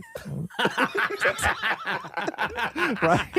Because sometimes you just have to say that. Because sometimes in life you have to separate the whites, And we do it the ornaments. right? Can't have them blend together, right? Yeah. Well, no, as my mother used to say, the reason you separate the whites from the colors is because the colors will bleed on the whites. Because it wasn't blending. Nobody says, listen, when you put something colored in the washing machine, it doesn't blend, it bleeds. Colors bleed. That is the term used. So yeah. So Jeez, your man. ornaments, the whites go where and the colors go where? The whites go in their own box, and the reds go in their own box. Everything goes in there. And Matthew No, decides, on the tree. Oh, on the tree. No, we have a theme. This year, our theme is Please say all red white. and Oh. so we red and silver. Last year was all the white one, and so Matthew decides what the theme's going to be, and you cannot veer from that. Wow, interesting. Why don't you switch it up and do 1 year, maybe this year, as all colored? I could suggest that for next year. That won't go fly for this that. year. The tree's already up. Oh. Rainbow themed. Rainbow themed is what you should call it. Yes. Right? Yes. Yes. Yeah. Safer. Don't say colored. Say rainbow themed. Safer. Yes, safer. Nikki China asks, are there any things you hate to see or watch but can't help but watch? Oh, is she talking like pimple popping videos and Yeah, stuff like that? That's my answer. Pimple popping and like blackhead videos and like No. ingrown hair videos that you see pop up. And once you watch one, like on Instagram, for example, then your explore page starts getting populated with other ones similar. I like watching motorists fight with cyclists. Oh, because it's a mixed bag. Because sometimes you're rooting for the cyclist, and sometimes you're rooting for the motorist. oh my God, right? guys, I almost hit a cyclist the other day. Did you? Oh, man. And because I always forget, and I felt so bad. I always forget. Even though I know that there's a bike lane right there, Yeah. I always forget to check. Yeah. Always. It's and tough. I was about to make a right turn onto another street, and I had the green, right? Yep. And there were people who were crossing the road, so I was waiting. And one person who, before he stepped off the sidewalk, he saw that I had been waiting there a while, and he waved me to go ahead. Gotcha. So, and then he would just cross after. I guess he was just trying to be nice. And as soon as I started to go, a bike went right by, and I slammed on the brakes. And even the guy who was standing on the street, like, was trying to get me to go. Yeah. He even had this shocked look on his face. Bro, my heart was racing for like the next 5 minutes. The worst. That's Yeah. the worst. I like those videos, though. I would have enjoyed that video. had you hit him. No, but I would have been in the wrong, though. No, I would have been in the wrong. I would have got out of the car and been like, oh my God, dude, are you okay? Yeah, I know. But no, I like those videos. See, I didn't think she meant only videos. I thought she just meant things in life. Oh, sure. Okay. Like, I was going to say my husband going to the bathroom was my answer to like this. watching that, though? What do you mean you Like, like watching that? I'll sit there and we'll have a conversation. I don't watch. That's- like, well, read the but this is- question. I know what. Are there any things you Read the hate to question. see or watch, but can't help but watch? Yeah, like when he's in So there, you I hate So to you see hate seeing him in there. But I'll go in there when he's in there and have a conversation. But So yeah. you hate seeing him go to the bathroom then? Yes, but I'll go in there every time. Okay. But why though? Because he can't go anywhere if I'm talking to him. Entrapment. Yeah. Right? Yeah. Do you sit Wow. on his lap while he's sitting there? No, or I sit beside him on the edge of the bathtub. Okay. You don't sit on his You lap. never just straddle him and just like start to have the convo? Hey man, someone want to talk about dinner tonight? Hey, man. Yeah. You could double pee, I guess, huh? You absolutely could. Yeah. Like if he's sitting. Yeah. Yeah. And then you just sort of sat on him facing him and then you both tucked down. Yeah. You could double pee. Absolutely. Interesting. You should try that. Yeah. You See should, what he yes, says. yeah. Suggest that. Can you do that today for us? And suggest go in, like just go in when he's there and just try, just like don't even suggest doing it. Just like go ahead and do it. Yeah, I'd be dead. You'd be dead. Yeah, that's true. Yeah. Kevin says here, Roz, what is your homemade mac sauce from episode Oh. 262? I guess asking for the recipe because I'm sure you've told Yeah. it on previous episodes, but just Okay. as like a refresher. Sure. Okay. So I'm not going to give you quantities, okay, because that's dumb. Okay. I will say this though. If you put in front of you, okay, mayo, Yes. relish, Yes. mustard, Yes. white vinegar, Yes. tiny little bit of garlic powder, Yes. tiny little bit of paprika. When I say tiny little bit, I mean tiny little bit. Yes. Okay? If you put all those in front of you in any sort of ratio and you mix it together, it's going to taste something like mac sauce. Mm-hmm. That's just the reality of those ingredients. That's the ingredients of mac sauce. So then what you do is you take those ingredients, start with a mayo base is what I always do. And then the mustard I add in, and I mix the mustard around because you'll know it by the color, right? When it starts looking like mac sauce, you've added enough mustard. Don't add too much. Then relish, then white vinegar is key. If you don't have white vinegar, you don't have mac sauce. And then honestly, the paprika and garlic is completely optional at that point. And you take that, mix it all together, you put it on a burger. It is going to taste like mac sauce. So there's That's no how I ketchup like in mine. it. Trust me. What's that? So they don't put ketchup. No. No, in No. mac sauce? I assumed there was a little bit of ketchup. No. Honestly, I'm not trying I to be don't funny. I think so. thought there was Yeah. a little bit of ketchup. Yeah, No, no, I the think way- you can go online. I think some people do, right? I think some people do, I but that's assumed there not. would be. No, the trick is it's mayo and mustard and relish with extra vinegar. That's the key to mac sauce. You can buy the actual one now. It doesn't taste the same. though. No, I prefer I- making the yeah. ingredients that you just gave. That's exactly how I make Yeah, mine. yeah, that's that, and And that's on that's eBay, it. I once saw like the one somebody was selling in the gun from the store. Ew. What? Ew. What was it? Sealed? It was sealed. Oh, it was, huh? Yeah. Oh, I would like that. Hold on a I'd second. like to have a mac sauce gun. Where where it shoots out the four nozzles. Yeah, yeah, Oh, is that what it is? yeah, yeah. It yeah. shoots out four. Boop boop boop. Yeah, yeah. Oh. Yeah. Yeah. I used to always get it on the side when I went to McDonald's. They put in a little container for you. Yeah. Mac sauce. Oh, it was so good. And then they moved away from that. And then they just started having packages of it that you could just order. Yeah, because everyone's asking for Everybody's it. asking for it. Yeah.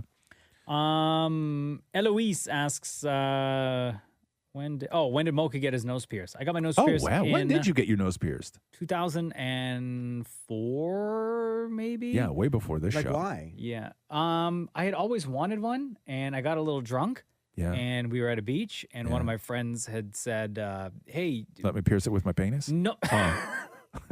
Sorry. I didn't know. Sometimes you guess. Sometimes I interrupted. No. Sometimes when somebody's telling a story, you guess, right? Yeah. It's wrong. I get it. Okay. Completely Okay. wrong. Okay. Anyway. Sorry. Go ahead. There Yeah. was one of those like tattoo shops on the beach. Yeah, yeah. Right? And went in and asked if they did piercings. They always look like the safest, cleanest tattoo shops too, huh? Completely. Tattoos on the beach, And especially when you're drunk, right? Yeah. You're like, Ugh. what could go wrong? Ugh. And she used the gun that they would normally use like on your ear. For your ears, yeah. That's how right? they used to do it. And she Yeah, did, yeah. but she used like an earring ring. Yep. And like a couple days later or a week later, it got infected. So I had to get it Always removed. does. Yeah. And I cleaned it up and waited for it to get, for it to fully heal. Mm-hmm. But I liked it so much. I went to an actual tattoo place, an gotcha. actual piercing place, who then like put this one in. And the one that I have right now, it's never, And never come you've out. never taken it out and just moved on. Never. You know why? Because this one, it's like a corkscrew on the inside, Yeah. right? You have to like Oh, seriously. God. So like if I were to take it out, I'd have to corkscrew it out, and then I'd be afraid to like not be able to get it back in. Yeah. What about when you're blowing your nose? When you have to squish your nose really, really hard? Do you feel Oh, it hurts. Yeah, it does. yeah, Does it it feel hurts. good? No, huh? no, yeah, not at all. Yeah. Does white stuff come out from underneath? What do you mean? Like pus? If No. you pick your nose, do you ever get a booger around that on the inside that you have to pick off specifically yes. from the post? Yeah, You yeah, do, yeah, huh? yeah. Does Uh-huh. it come out? Does it dry in the shape of the post? No. No? Oh, I've got a question. In Yeah. the wintertime, does stuff freeze to it? No, not at all. No. No, never. No. Huh, interesting. Like, that's a dumb question. I assumed it I'm would. not. Nobody said Nobody it was a dumb said question. that. I asked if somebody did it with their penis. Okay. Okay, last question. Jessica says here, what is the perfect pizza? Toppings, question mark, thin crust, question mark, type of sauce. I would say just straight up, like perfect is I mean, straight it's up subjective. pepperoni. Yeah. Light on You the cheese. You can never go wrong. Oh no, I love cheese. No, I want always- all cheese. No, I go light on the cheese. Okay, so what's your favorite? Here, let's start with the crust first of all, because we can go with like the Neapolitan. That's my favorite. Neapolitan, right? Yeah, Is that what it is? the Nepalese, wood, like the wood burn, big black yes. bubbles, all of that Yes. sort of Thin stuff. crust is my thin crust. always go-to. Or you can go to more of like a New York style, which is that crust is chewy on a New York style, not puffed up or anything like that.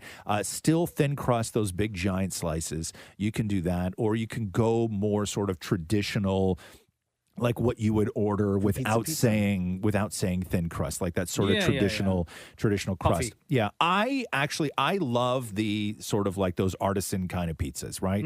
Big black bubbles on them, wood burn, Nice and everything else. crunchy. I like that. However, there are definitely times where I prefer the other way. I prefer that sort of like New York style, where it looks more like a regular pizza crust, where you bite on that crust and it comes like it's just chewy, yeah. still super thin crust. I like sauce, little bit of cheese, yeah, and then pepperoni. I do not like biting pizza where you take a bite and then you get like strings of cheese. Oh, okay. No, Not- I not like for me. cheese. I like Not for cheese. me. I like lots of sauce, but Neapolitan style. Yeah, is that's my your number absolute one, huh? favorite. Yeah. Do you have more? Interesting. I love a good margarita pizza from the wood burning oven, but I Yeah. also love the barbecue chicken pizza. Barbecue, do you like barbecue sauce on the chicken? Oh my God! And then you get the garlic Maury, sauce on the listen, sides and dunk it in the can garlic I just sauce. tell you something? When you're talking about gross stuff, don't drop the name of one of our major sponsors, okay? Because then I can't crap all over it. That's why I did that. Okay? You know what That's I mean? why I did that. That's why Mocha bleeped it. Okay? I'm just saying for future, right? Like, don't do that. Keep those questions coming in every week. You'll see on Instagram at Kiss925 is where we drop a picture that reads, Ask Roz Can and you pause Mocha. for 1 second? Shem, do you have some dumb theory about pizza? Why, is he shaking his head? No, I don't know. Do you like normal pizza? Do you like pizza? I love pizza. Okay, what kind of pizza do you like? I like pineapple on pizza. Okay, enough of you. Okay. See, I knew it.